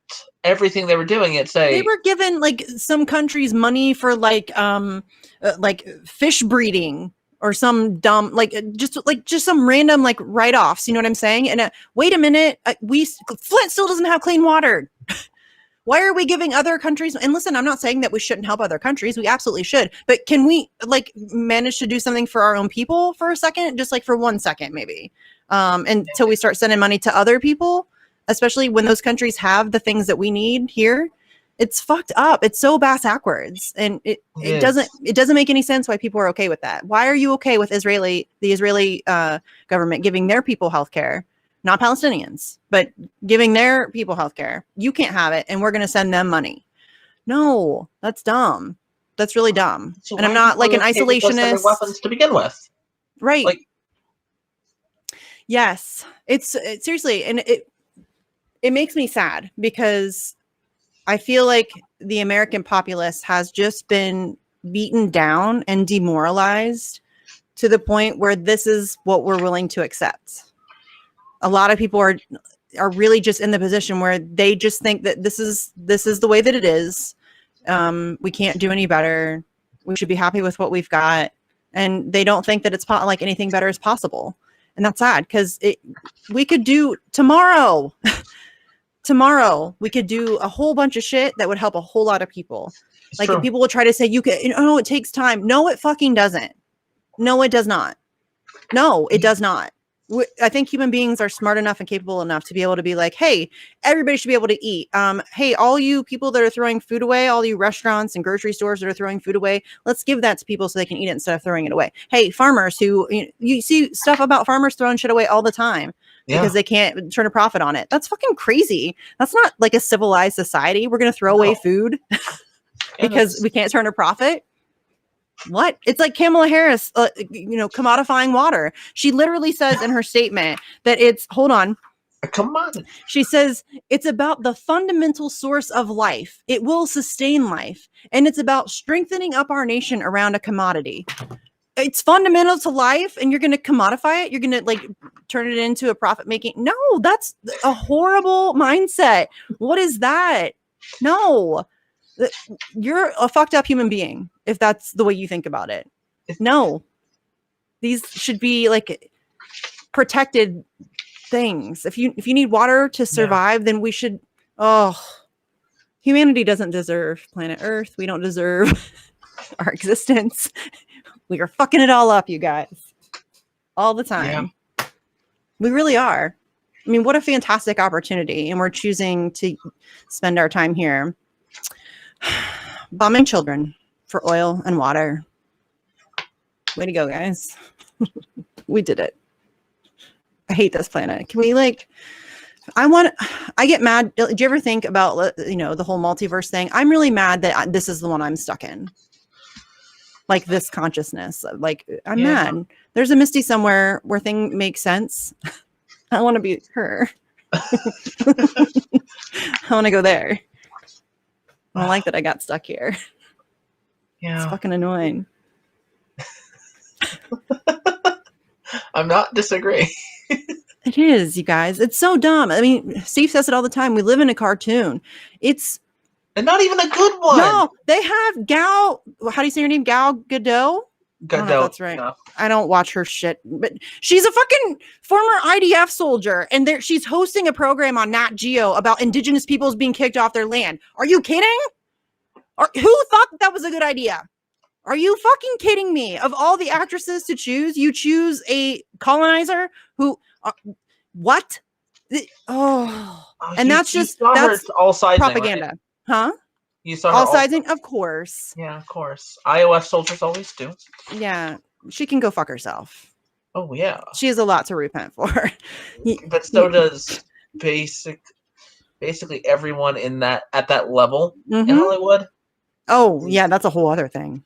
That's a whole other issue. Oh god, so one of the most disgusting displays I'd seen was Chris Evans, who went to visit soldiers and signed the rockets for them, like autographed the rockets that they're going to be launching. Oh yeah, that's always good. Oh, the Hollywood propaganda, you guys, is so gross. That's why I watch cartoons. Right? They get away. I don't watch a lot. Yeah, I don't. What do I watch? I don't really watch any shows. I have a few good anti-imperialist ones I can send your way later then. Yeah. Okay. Yeah, again, I occasionally watch movies. I do watch the stuff that my kids are into, which is, I take no responsibility for that whatsoever. None actually, okay, that's not fair. I do love Star versus the Forces of Evil. I don't care. I love Star versus the Forces of Evil. I've heard you can make fun of me. Oh, it's so good. I love it so much. I have I ordered one of the Comic-Con had a doll, a star doll. Nice. And they were $60 and I'm like, I don't give a fuck. I need one. So I ordered one. My husband's like, really? And I'm like, I have to have it. I love her. I love her. Yet? Oh yeah. No, I've had it for a couple years. Okay. I think it came out in this after the second season. I think there's only 4 seasons, 4 or 5. Disney, I think Disney only does 4 seasons of most things. I remember reading that somewhere, which I found fascinating, especially the Disney Junior stuff. Apparently they rotate every 4 years or something. I don't know. So yeah, which I guess I was kind of mad about it because, oh my God, I don't know why I'm talking about kids shows, but Doc McStuffins, it's a great fucking show. And they were taking that off when my kids were still little. And I'm like, why are you taking that off? This is a good show. So I don't know. Disney's weird. I guess it makes sense though, rotating your content through. Mickey's always around. Sadly. Mickey's weird. Wasn't his name Mortimer at first when it first came out? I think so. That sounds right. That sounds like a trivia bit I heard at one point. Yeah. I have Disney Trivial Pursuit somewhere. I think. Maybe. I know I have Disney Monopoly because my kid makes me play it. Okay, but she doesn't like games, really. She doesn't understand games, I guess is maybe a better way to put it. And Monopoly's slightly more complex, but so we just we roll and you go around, and if you land on the space, then you get the card, and we just go until everybody all the cards are gone, and then we count to see who has more. Or sometimes we'll play it to whoever gets Dumbo first, because Dumbo's her favorite. I don't know why I'm telling you guys that, but I kind of like your version better, personally. Yeah, it takes a lot. It's much faster. It doesn't take 8 hours, and you don't have family members cursing at you, ready to kill each other. Yeah, no, there's none of that. I especially like the one. Well, the one where you have to play till you get all the cards. That can take a while because no, you get down to one space and nobody can land on it. It's really, come on, I need a 6. But playing until whoever gets to Dumbo first, I like it. It is very quick. It's usually pretty quick. So he's like, I think he's the 12th space from go. Don't ask me why I know that. He's like 2 over from the prison, jail, or whatever. Now you guys know how I play Monopoly. Welcome to my weird ass show. I told you guys I was awkward. This is what you get when I'm like left to my own devices and there's no structure. Sorry. There's no Jesse here to keep me in line. There's no guest. No help. Not really. You're my friend. Sleepy's no help either. He lets me do this shit all the time. I ramble, like am embarrassing. I say stuff I shouldn't say on camera. If I had a problem, I'd jump in. Sounds fine. Right. I get it. Oh, yeah. I may hate the organization, but I think you should also post the World Bank link for that article I sent you. Okay. Just the fact that, considering again history of U.S. imperialism ongoing as well. That the part of the world with the highest percentage of freshwater resources is Latin America. You know. Mm-hmm. You put those together, specifically Colombia and Venezuela being in the top 15. Yeah.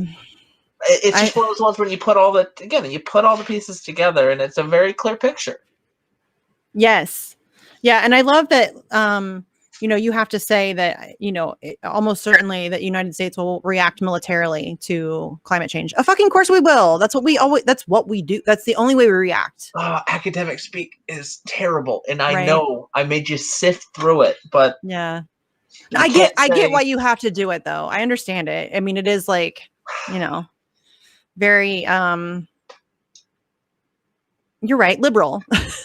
It is. And I always feel dishonest while doing it, but that's what you have to do. I get it. Yeah, and that's why you go on shows and then say what you really wanted to say. Right. And by the way, you mentioned Michael Parenti, and so you're going to get a lot of hate for that because now you're a genocide denier for whatever reason. So, okay. Welcome to my life. I mean, I read his one book, Face of Imperialism. It was fantastic. Yeah, Parenti's great. Like, I love that people will completely cancel someone for a singular opinion that you don't agree with. Like Noam Chomsky. I don't fucking agree with Noam Chomsky all the time, but I got love for Noam Chomsky. He's done great work. He said some amazing things. He was really influential in my personal radicalization. Yeah. I've listened to a shit ton of his speeches and stuff. And, he's a human being. He's a source of information. He's a source of shit that really pisses me off. His vote blue no matter who bullshit is. Yeah, I can't. He still supported some wars. There's still the imperialism issue. However, he has some books that are useful. Absolutely. I mean, I just don't take singular. You're never going to agree with somebody 100% of the time, y'all. I don't know if that is become clear to you. If you agree with yourself 100% of the time, that you're doing it wrong. You're not growing. I mean, right. There's no one you should be agreeing with. Yes. It's just really weird to fully cancel Michael Parenti because you disagreed with him on something. Really? I mean, that's a valuable source of knowledge. It's no different than... If nothing else, even if someone watching here hates him, listen, the historical research is second to none. You at least have a complete compilation of so much work he's again, historical research that now you don't have to do. Yeah. Yes. That's why I go again. That's why you go to sites. That's why you go to certain people. That's why you have multiple sources of information. That's why you read lots of things and different opinions and challenge yourself and read stuff that you don't agree with. And I mean, I follow people on Twitter I don't agree with. I read news sites that I don't agree with. I have conversations with people in my family that I don't agree with because why wouldn't you want to do that? I want to have my opinions challenged. I want to. Do you have any idea the number of times I've changed my mind on things because I've been presented with new information or a new way of thinking about things, and I've been like, oh, yeah, totally makes sense. I mean, occasionally you find people where conversation really there's no purpose to it. Nothing's been gained by either side. Those do exist. Yeah, but that's the outlier. Most people can have valuable discourse of some kind. Maybe not in that one particular topic that you really want to force. Right. But but maybe that's, I don't know. I mean, listen, there are always going to be personalities that clash, and there are always going to be people that I just don't want to talk to, but that's also okay. I can still, be civil with that person and, just let them go their way and I'll go my way without there being like any need for, trashing them or whatever. It's a difference of opinion. I mean, I talk to people I don't agree with all the time. I was just on a podcast the other day with like a super hardcore Republican right-winger type person who agrees with me on Palestine. And so we talked about Palestine and it was great. We had like a constructive conversation about how people can come together to help, figure out a way to get public opinion to a place where we can, and I think it's changing. I don't know if you guys saw Ireland today. Ireland. I love Ireland. Jesus Christ. I mean, between Claire Daly and Mick Wallace and there's a couple other ones, but Ireland today. Hold on. Okay, so Ireland has become the first country in the EU to recognize Israel's de facto annexation of Palestinian land in contravention of international law. Today, they will vote on whether to expel the Israeli ambassador and impose sanctions against Israel. And the motion passed. So that's the tipping point. Like that's what we needed. That's like a floodgate open now. And I think that that's going to lead to, it's depressing that we have to do this and that we have to force an issue. It seems so blatantly obvious. Tone it down, Misty. Tone it down. It's a fucking genocide. Yeah, it's a genocide. And, Mark Ruffalo, Mark Ruffalo, Christ. You dumb fucking cuck. Oh, so disgusting. Totally David Cross. I got a call. He got a call, but yes, he did. I'm sorry. Of course he did. I look at that. I'm like, you literally have enough money to fight this, lose your career, and live off of the remainder for the rest of your life. And he won't do it. He doesn't have the courage to stand by his, like what I assume would be his convictions. I mean, he has spoken out for Palestine before, and for him to now be like, I've reflected and I spoke to bluntly or so. I don't remember the phraseology that he used, but about calling it, I don't even think it was genocide. I think it was just apartheid. He was like, I called it an apartheid and that language is too strong. Are you joking me? There are roads that are Israeli only. There are checkpoints there. I mean, they're like all in an open air prison. There's literally an open air prison in Gaza. And that is exactly what that means, homie. No reflection. Oh, it's so gross. It is really just gross. It is. And it's celebrities aren't your friends. No. That's another depressing thing, that people put so much like stock in a celebrity's opinion that you should care at all what a celebrity has. I don't give a shit. I don't care. I mean, I really don't care. And a lot of the times I have to like begrudgingly separate somebody's opinion from their art because I love their art and they have shit opinions. And that's never a fun. That's hard. Like Trent Reznor came out in support of like the whole vote blue no matter who thing, and it just destroyed my soul. But he's also doing like what's the Disney, not Disney, but like Pixar, DreamWorks, or I don't know, he's doing like some animated shit now. I'm like, Trent Reznor's doing animated shit. Really? Yes, he has kids though. He's in his 50s. He's got 3 young kids. He grew up. I mean, I'm super stoked I don't watch movies and shit because like I don't have to be disappointed by these fucks. But music gets me. I saw the Radiohead shit today. I was like, really? Yeah, Radiohead is pro-Israeli. They've been pro-Israeli for a long time. That's a hard I didn't know that. Me. That made me sad. It was the lead dude. I always forget his name, but he was called out about it, and it was. Did you say the weed dude? No, the lead dude. Oh, Tom York. I thought you said the weed dude. I'm like, what are you talking about? No, but he gave this bullshit. It wasn't even a support. It was we're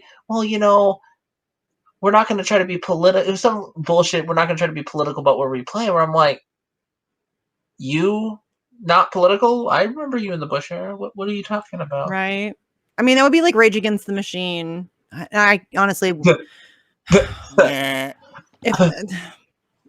See, Rage Against the Machine, the fact that they threw him with Biden, but now they're calling Palestine a genocide and apartheid. No, it's a mixed bag, and like Zach isn't all that public, so I don't know how really his opinion necessarily. But like the fact that I can't get Tom Morello to speak on Julian Assange is very frustrating. Really? Yeah. That's really frustrating. I mean, I'm not saying, listen, he is a very busy, very rich dude who probably doesn't check his Twitter very often or, his Instagram or other places that we've tried to contact him. But I mean, listen, we have gone after people hard because like one of the biggest pieces of the Julian Assange case is just awareness, like just getting people to talk about it because mainstream media doesn't cover it. And when they do, it's in a deeply dishonest way. Or dishonest way. So people are very highly misinformed. I have found just personally in my own activism that people either have never heard of him or it's like this weird mix of like, oh wait, isn't he that guy that like smeared dog poop on the walls or whatever? Like they've heard one of the smears or they vaguely know his name or they'll be like, oh, that's the guy that got Trump elected, or you know what I mean? Like they'll do that thing. Yeah, they don't really know anything about him, but they've like just heard that one thing. That's generally the two, like the normie, groups of normies that I get. And then there are like the hyper involved people who either really love him like I do, or they really hate him for myriad reasons, whether it's because he's a Russian who exposed Hillary Clinton, or if it's because he made George Bush look bad. Like there's that whole spectrum. I haven't met one of those yet. I haven't either. And I think that's because we're so far removed from that at this point that, the United States of amnesia, people have kind of forgotten. Because Bush is being rehabilitated, which makes me vomit. But I'm surprised we haven't seen. I think that's why they don't talk about it, because if you talk about Julian Assange and George Bush as you're trying to rehabilitate him, then the collateral murder video comes up, and then the Iraq war logs and the body count and all that stuff comes up, and it's harder to rehabilitate somebody. I've had really good luck, like with at least people close to me and stuff. That's what kind of like made them start listening to me a little bit, was saying he's not being tried for election shit. He's being tried for the Bush war crimes. It's amazing. And they're like, wait, this isn't about the emails or anything? I'm like, no, it's not. And somebody, hold on. Somebody wrote a good tweet, which I'll get shit for quoting this person because this is somebody else that, my stalkers really, really hate. But I don't give a shit because it's a great thread of tweets. Okay, so it's simple. Even though many so-called leftists try to complicate it, if you support what the US, UK are doing to Assange, you're either, number one, a Sessions Barr Pompeo type who thinks publishing classified proof of war crimes and government misconduct is criminal, which that's, I don't know. You're a bootlicker. Okay, so that's a fascistic, authoritarian, anti-First Amendment take. Or you reject that, but are still okay with the prosecution because, two, you buy rumors that Assange did other, quote, bad stuff and don't mind jailing people for the wrong reasons. That's a warped view of justice. And that's what we're talking about here. People will say, oh, well, didn't he rape somebody? Well, first of all, no, there's really no evidence to support that claim. But second of all, that's not what he's being tried for. It has nothing to do. There's no relevance whatsoever to the court case that he's being subjected to now. Yeah. So it's a separate issue. If you want to see him go to court for that, fine. You go ahead and go lobby for that to happen. But what's happening to him now has nothing to do with that. That way, it's perverted view of justice. I think is almost putting it lightly. I mean, it's literally not how legal systems. Okay, legal systems are inherently corrupt and don't function. Yes, and God, why did I say that public? Oh well. I thought about I do that all the time. I say shit I shouldn't say all the time. It's fine. That's still literally not how they're built. They're not built to try people for the wrong crime. Like that, right? They're just not. Maybe they're meant to screw you over for the wrong crime, but at least they're supposed to publicly. You should want it to be about what he's being charged for. You shouldn't want him to be in prison because of something else that has nothing to do with the current court case that he's facing. And again, they pulled that. It's just I don't know, just the open acceptance of it. Yes, I don't like this guy, so I'm okay with his human rights being violated and him being in prison for the crime of journalism. And this, regardless of the precedent that this will set or that the deep spiral this will put the First Amendment in, when it's already hanging on by a tiny little thread and we don't have much of it left, it's fine because I don't like that guy. I think he's an asshole. Despite the fact that I've never met him, I've decided that it doesn't matter. Fuck him. It's weird.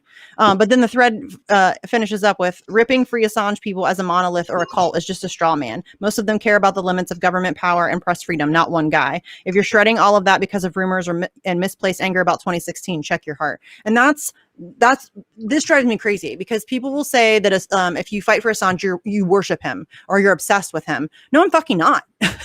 Then why No, do I'm you have not. a painting of him right behind you? Because this is, first of all, I'm Artsy joking. Marxist. No, Artsy Marxist. Check out her artwork. Seriously, it's amazing. She's great. She's fantastic. Buy you some. Yeah, Lucas has got some too. But it's not about him. He's again, there it is, Spinoza. But that's what's up. Like he's the symbol. You know what I mean? He's the one that's being used as the example or whatever. So but it's really not about Julian Assange. It's so much bigger than that. And because I give a shit about my ability to have access, not even access, to have information, whatever information I want. Like I'm a grown up. I can handle different forms of information and decipher it. And I get that that's not always the case, but that's hugely to do with our education system. But I don't want some psychopathic overlords telling me what I can and cannot read or what can and cannot be published. And I certainly don't want them to be able to hide evidence of war crimes. Like some of the most disgusting acts I've ever heard of. I mean, if you listen to what they did to, is it Muhammad al-Masri? Y'all. No, Khalid al-Masri, I think. Or... Yeah, that's it. Yes. I don't know what did I say, Muhammad? Think yeah. so. Yes. Think so. Yeah. Torture victim. I'm terrible at names, you guys. Am too. So. I'm really terrible. Sorry if I got it wrong as well. I will mix people, like switch people's like first names and last names, like, you know what I mean? So it'd be like Lucas Jones and, you know, like instead of Glory Jones, like I'll do that in my head for whatever reason. But yeah, it's if you read what they did to him, Julian Assange exposed that shit. I want that shit exposed. That's not okay. We shouldn't be okay with that. What happened to him? What's fascinating, by fascinating, I mean, I want to scream and break things, is when people call themselves anti-imperialist, but then are opposed to stand for Assange. I'm like, how do you expect to fight anything if you can't? Yeah, that's the front fucking line. It is. It's like, for whatever you care about. And especially it's like anti-imperialism. You're ready to go to battle, and then you hand your weapons over first and say, right? Now let's fight. That's like, yeah, that's a great analogy, Lucas. Thank you. That is a great analogy. That is exactly what people are doing. Like I want to fight for this stuff, but here, take my weapons from me first, and then I'll girl fight, and you can stab me with a sword, because that's what's effectively happening. It's insane. And it really is I call it the front line of everything else, because it really is. This impacts so much. And I mean, I don't think it'll be a surprise to anybody who's paying attention, but I think the Patriot Act showed it to be incredible. I mean, that's a very relevant, like, current example. Once they take rights away, you're not getting them back. No, you don't get them back. I mean, they'll say this is temporary. They'll say, you know, we're only going to do this for a little while because of the threat, right? Yeah, you don't get that stuff back. There's always a new threat. There's always a new law that they pretend is different, which is the same law. Also, but it's like, you look at the fact that finally, after decade, I think 73 years, public opinion internationally is changing when it comes to Palestine. A lot of that has come from freaking on the ground journalism and social media, and yeah, you lose Assange, you lose the ability to do that. What country can you have proper social change if you cut off the legal avenues? So I don't know. It's yes, and that's it's frustrating too, because this is really a war for narrative. It's and against propaganda. It's because narrative control I use healthcare as an example often because it's something that people generally seem to care about across the board. But a huge part of the reason why we don't have healthcare right now, some form of universal healthcare, is because of propaganda. And there's an example of that. Wendell Potter or Porter. I always fuck it up.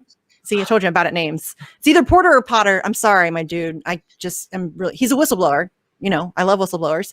But he used to literally write propaganda for the health insurance companies. He was misleading the American public about the Canadian healthcare system. That's what he did for a living. And that's what we're up against. And that's a huge part of the reason why we don't have universal healthcare in this country, is because the propaganda has been unbelievably effective and they spend an ass ton of money on it. I mean, what about the lines? You have to wait months to see someone. That's the shit that he made up. That's exactly what he blew the whistle on. And he was like, nope, can't do this. And I don't think any healthcare activist or advocate would argue against that fact, that propaganda is an immense part of the reason why we don't have universal healthcare. And it affects literally everything. It affects the environmental stuff that we're talking about. Do you really think that they're going to want you to publish this kind of shit? No, of course not. I mean, freaking, you lose this, all of these tools go away, and you, like you said, they don't come back. They just don't. They're trying to take away our right to protest. There are all kinds of anti-protest laws. There was like 71 that were in some form of like some stage of development in different committees or whatever. And I think it was like 31 or 29 had already passed or something. It's been a couple weeks since I looked at it. But there's like a shit ton of them. There are a bunch of anti-BDS laws that they're trying to pass, that they've been trying to pass for years. And they have passed in certain areas. I remember a couple years ago, a teacher got fired for like refusing to pledge allegiance to Israel. It's fucking weird, you know? That's not okay. Wait, what state was that? And was it Texas? That was what that's what popped into my head, but I could be wrong. I want to say Texas though. I don't know. We can look it up, but yeah, that's what's happening. And they're doing that because they, if they can, I think Caitlin Johnstone said it. He who controls the narrative, controls the word. I know that's world. I know that's not like unique to her, but that's, it's a good way of wording it. It is. And that's legit. Like that, whoever controls the narrative and controls what I mean, look at how effectively they're able to convince people to go to war. I mean, if you just go back and look at the propaganda around the Iraq war, it's blatantly obvious. I mean, in hindsight now, if you go back and you watch that footage and you realize that all of those people were lying to you, knowingly lying to you. Colin Powell with his little vial full of shit, 100% full of shit. He knows it. But that's what they do. And they're very effective. I mean, they really are great actors to some degree. Some of them.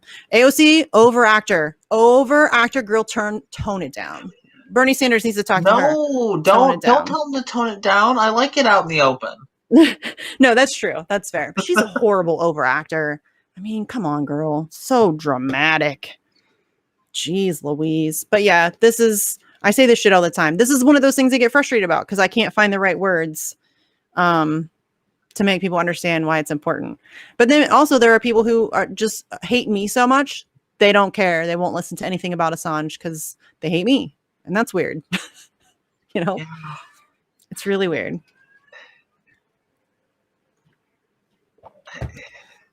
It's like the people who have literally made it their mission to be anti-free speech just because some conservatives are pro-free speech. I'm like, that was one of the sides where I'm like, this is Texas. I was right. Huh? I was right. It was Texas. Sorry. Somebody in the chat just told me. I like being right. But yeah, you're right. Continue. Totally.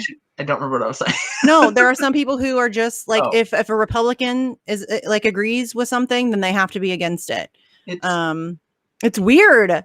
It's when you know someone has no values, though. Mm-hmm. It's if your values are dependent upon who else shares said values, they're not your values. Right. Contingent values aren't values. Just period. Yeah, and people, I think people get like worried that if they're seen as like aligning with somebody, like I had somebody a long time ago tell me that they don't support Assange because Cassandra Fairbanks supports Assange, and they don't like Cassandra Fairbanks. What the fuck does that have to do with anything? Who gives a shit? I don't like her either, but I don't care. Like I still like the Assange issue doesn't change. That doesn't change. people that support him don't change what's happening to him in any way. I don't care who supports him or says that they support him. They treat it like it's an organization, and Fairbanks is in charge. Like, no, she's just somebody that supports. She gave some critical testimony too. I mean, I can't hate her for that either. But I don't like her. We're not going to be friends. But I'm not going to stop supporting Julian Assange and press freedom because Sandra Fairbanks is on the right side of an issue. It's fucking weird. Yeah, I can hate that fucking piece of shit and still appreciate her testimony. It's amazing. Yes. Yeah. It is amazing. I can't stand her. I literally want to punch things when I see any of her fucking posts. So yes. I get it. She's horrible. She's an opportunistic grifter. I totally get that. Oh my God, Antifa attacked me. Buy me a new house. Yeah, I mean, I don't like her, no joke, but I don't give a shit about her. I don't care. If she supports Julian Assange, then I welcome that support because we need all we can get. But I'm not gonna that doesn't influence my thinking on other issues because she sucks. That's dumb. That's so infantile. I can't even process how infantile that is. Like if Ted Cruz all of a sudden started supporting Julian Assange and press freedom, I should just not support it because Ted Cruz sucks. No, you're dumb. That's dumb. Welcome aboard, Ted. Get to tweeting. Let's raise some awareness and support for Julian Assange. Let's do that. And you're still an asshole and you're still disgusting. And I still think that you're a giant piece of shit. But welcome aboard the Assange team. I no longer care about climate change because so I can't even finish the sentence because it's so dumb. I can't care about this thing that's really important to me because somebody I don't like. My neighbor let their dog shit in my lawn, so now they care about climate change. So why on earth should I? Right. And again, this is why I'm convinced that there are people who are more concerned about feeling better than other people than they are about actually getting things done. Because I actually want to get shit done. Seriously, I want to make things better. I want things to be better for people. I want to, have my free speech. I want people to be able to have housing and healthcare and food and clean water and clean air and a decent standard of living. I want to stop blowing up poor Black and brown people across the globe and stealing their resources. I don't want to spend all of our money on the military industrial complex and weapons of destruction and chaos and death. These are all things I genuinely really want to get done. So I don't give a shit what it takes to get there. I'm willing to do it. I think a lot of people end up too influenced by the fear of being either humiliated or ostracized. So they will abandon certain people or causes in order to avoid conflict, or they want to be cool. They want to be accepted. So if we're still in middle school, it doesn't matter how old you get. You're always in middle school. Maybe it's just because I never cared about those things that it's easier, but I just don't care. I just don't care. If it's not popular, we talked to Nick from Fred Hampton Leftist earlier on Facts on the Ground. That should be dropping tonight. But we talked about this with him earlier. I do not care. I just want to get stuff done. And, I just think that these people, they want to just feel cool. Like they want it to be, it's like this exclusive club, only they're in it. You can't sit with us. You have wrong think or whatever. And I don't think that they give a shit about any of the, look at force the vote. Look at how many people were like, no, we don't need to fight for it. It's fine. Like we have some political leverage here and maybe this plan isn't perfect, but people are dying. So maybe we should just give it a shot. No, they were like, oh, we can't do that. We can't challenge Nancy Pelosi. That's the whole fucking point of the squad. Trevor. Was it not? Was it, I'm sorry, but wasn't it the whole point of the squad didn't they used to say that we're going to go and we're going to challenge the Democratic establishment? Because I'm pretty sure I've seen ads where that's what they said. They're little political ads. If I'm only a one-term congressperson and I get blah, then blah, that's blah. Fine. You can do more in one term. Okay, if you have courage. Fuck you and your courage, bench. Why are they so afraid of Nancy Pelosi? All you got to do is trip her. It's so easy. I just don't really, I have no time or patience for somebody who claims to be fighting for the people and their whole shtick is we're going to go fight the Democratic establishment, because right now the Democratic establishment is who stands as the gatekeeper to progress. It's not Republicans. Republicans are a lost cause. They're over there just being a-holes. But Democrats are the people standing in the way of progress because they're supposed to be the party of progress, and they're the ones preventing it from happening. And so if your whole shtick is, we're going to go in there and we're going to challenge the Democratic establishment, and we're going to reform the party, we're going to transform the party into a party of the people. That's what Bernie Sanders told you 5 years ago. The party is fucking worse today than it was then. So I'm done. I'm tired of hearing about it. People are suffering. People are dying. This isn't a joke. It's not a game. Yeah. I'm sick of your platitudes. If you're not going to do the work, you should be flipping fucking tables. Like, there should be fights. You should be using your massive ass platforms to like call for direct actions and like go stand on a street corner. If AOC went and stood on a street corner in her district and like held a direct action for Medicare for all, she wouldn't even have to announce it. She could just literally go and stand on a street corner with a sign, and within 30 minutes there would be hundreds of people surrounding her. Just True. because of her celebrity appeal and all of that stuff. She could get people engaged and involved that easily. She's choosing to not do that.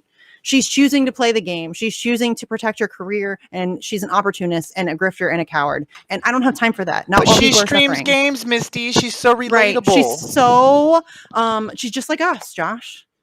She plays Among Us. Has I've never played Among Us. has she seen a fucking doctor in the last 6 years? Because I sure as fuck Right. haven't. Yeah, my co-host on my other show hasn't had health insurance for I think he said half a decade at least. I mean, I can't complain about that. I do have insurance. You know, I've had insurance since I got married, really. But I have the empathy to know that that's, and even with insurance, you guys, shit's fucking expensive. It shouldn't be that way. Like, I had a neck, my doctor called it a schneck injury because it was like shoulder neck. Which I thought was funny. But I had to go get like multiple MRIs and x-rays and all kinds of shit, physical therapy and steroid injections and all kinds of stuff. And that's expensive, even with insurance. And that's crazy. It shouldn't be that way. So I just have the ability to empathize with other people, I guess. But yeah, these people, I mean, I'm not okay with that. Like, if especially people get mad because I focus too much on progressives. Well, those are the people who told me they were on my team. So yeah, I'm going to hold them accountable to that, you know? Like, yeah, and like you said, it really is the Democrats who are standing in the way. And it's, I think, one of the biggest cues here that is ignored, it's which party is publicly saying we need a strong Republican Party. It's not even the Republicans. no. They don't even care that much. We have a strong Republican Party, and that's the Democratic Party. That's our strong Republican Party. They're freaking Bush Republicans now. They really are. The Republican Party has gone further right, but like only some of, like, I'm sorry, Biden. We need a massive shift back to the left, like a whole ass leap to the left. We have shifted so far right in this country. It's extremely authoritarian. We live in a surveillance state. I mean, I don't know what more people need to see, really. And I really don't care like about the disagreements that you may have about people get mad when I talk to libertarians. For some reason, libertarians really scare progressives. I don't know what that is. I don't give a shit about your economic philosophy. I really don't, because we can't even have that conversation until we deal with the real problem, which is the system in which we find ourselves forced to participate in. And until we deal with that, I don't care if you're a libertarian or a socialist or a communist I don't give a shit, because we can't, like, that's not even a discussion we can have until we get to a point where we can have a system that's even run by us. Right now, we're owned and controlled by corporations and lobbyists. You have no say in your government. You have no say in your government. But I voted, Misty. But I voted. Oh, boy. Vote blue no matter who, bitches. Somebody's going to clip that. That's going to happen. Somebody's going to clip that. Yeah, they'll. Okay, they'll I would if I knew against me. how. I don't even know how to do that. I kind of know how, but I won't do it because I hate watching myself. So I, like, Nico asks for clips all the time for the MCSE thing, and I'm like, somebody else is gonna have to do it for me. I think Steve and I talked one time we were gonna do it for each other's shows, so I don't have to watch myself and he doesn't have to watch himself. So that's a good plan. I think we should all. I think do that. I might be the worst in the whole group with technology. Like, oh no, I'm definitely worse than you. Ask Sleepy. I'm really dumb. Like, if I find like the most basic thing, I tell them all the time, I'm officially a hacker. Like, I just figured out like how to find the stream key. I'm a hacker. Oh, do I gotta send you that anonymous picture again? Yes, because I love it so much. It's like a picture of like a face, an anonymous face that some guy like drew.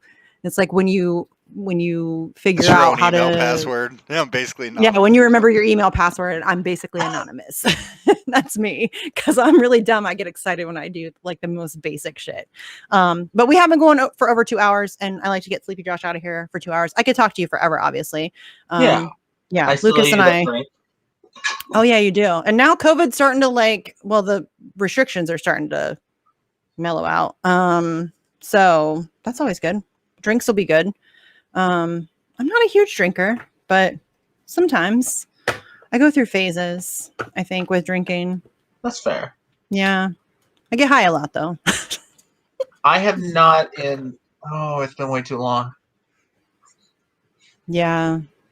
It's a year, a little over a year. Super effective for my depression and anxiety and insomnia. And all that good stuff. Yeah. Yeah. It really is. Like, it really is. It's very helpful. It's also actually very helpful for my ADHD too. Sometimes it can make me a little bit more distracted or distractible, I should say. Okay. But I think most of the time it really helps me just calm my mind a little bit, because that's my problem, is my brain races all the time. So just being able to like slow it down and like actually think thoughts and not like a stream of thoughts, that's always helpful. So I guess the ending message would be that all we need to do to fight imperialism and save the world from climate change is to vote. That is all we need. Vote or die. Remember that campaign? Oh my god, I do. Paris Hilton and what's his name now? Is it Diddy now? Is he Diddy now? Or is he Puffy? Diddy? I don't know. He's changed his name. I don't know. Damn times. I can't. But I remember him doing, and I remember when Paris Hilton did it, and then she wasn't registered to vote, which I thought was hilarious. I love like when Keith Richards told me to fucking vote. That was great. Keith Richards? Yeah, back in the 90s or something. This is before I could vote, but like, yeah. Oh, okay. Well, back in the 90s, I think it was a little less obvious that our elections were completely But I'm like, ridiculous. Keith Richards, like, how the hell did they get him not high enough to like do that commercial? That is a little disappointing. I'm always disappointed when rock stars lick the boot. Like, you guys are supposed to be anti-establishment. You know, get your shit together. Get your shit. Like a lot of punk bands. Huh? Steve bitches because a lot of punk bands have been doing that recently. Like a lot of old punk bands, and it's almost weird. Old. It's disappointing. It really is. Like, I get, they're just people, and they're not. Now they're wealthy and they're comfortable. Roger Waters is a unicorn. I love that man. He is just a fierce human rights, just an activist. Like, he is fierce. I love him so much. He's fantastic. And there's like more like Loki, MIA. There's some musicians who really get it and are like, they get involved in stuff. But for the most part, you're right. It's like really corporatized, manufactured, especially now. Like, I think the 90s was like the last generation where we had like some legitimate rebels in music, mainstream, at least with some form of mainstream where, they at least managed. Yeah. We managed to sneak a few into the mainstream somehow, but I think they've just gotten really good at, again, that's narrative control. I mean, again, Radiohead was one of the anti-establishment picks for years until they made money and then weren't. Yeah, money changes you, man. It's unfortunate. It really is. So yeah, okay. Do you want to tell everybody where they can find you on Twitter or whatever else you have coming up? I'm currently privated until. Oh, that's right. That's right. So. Job. Maybe don't look for Lucas on Twitter. My Substack, I guess we could link in there. Okay. Yeah. We can do that. What is it? Substack dot. I don't remember. It's the Nifty Grifter. Let me see what the whole. Oh, that's right. Yeah. Yeah, I'm a contributor, I think. Am I right? Yeah, and right? I need to actually put out some more now that I'm finished the freaking degree. Yeah, it's fine. I just like to support my friends. Like, I'm a contributor to Alex Rubinstein and some other people. I try to spread it around. Like, I'll bounce around to different people. Nice. It's theniftygrifter.substack.com. Cool. Yeah, everybody check that out. Lucas will have more time to write stuff now. So, and, you should always support independent media. You guys know how I feel about that. All of them, everybody, Slow News Day, MCSC, Combo Couch, everybody, I mean, well, it really doesn't matter. Like, those are my friends. Support them, support whoever you like, but independent media, because, you know, our mainstream media is gone. It's a hot mess. It's actually, I think, mainstream media is one of the greatest dangers to humanity right now. That's not me being hyperbolic. That's a legit thing that I have. Yeah. I think that's fair. So anyways, thanks for being here, Lucas. I appreciate it. Thank you. Next week, I don't know why I'm forgetting who I have. I think I have the host of the Radical Democracy Show. I'll post about it. I'll tweet about it because I could be wrong. So yeah, and then I think the week after that I have Steve Cox. Really? Yeah, so he's fun. He's a bitcher too, so that'll be fun. Him and I have disagreements, so maybe we'll bitch at each other. Who knows? We don't really like have a ton of disagreements, just a couple of things here and there. But I love him. He's funny and snarky, and he's still just a candidate, so I can still be friends with him. So I doubt he gets elected. Come on, they're not going to let Steve Cox get elected. They're not going to let that happen. Your elections are rigged, everybody. Voting is pointless. I'm gonna get so much shit for that. Anyways, oh, and Sleepy Josh's buy me a coffee thing. You can just go to his Twitter.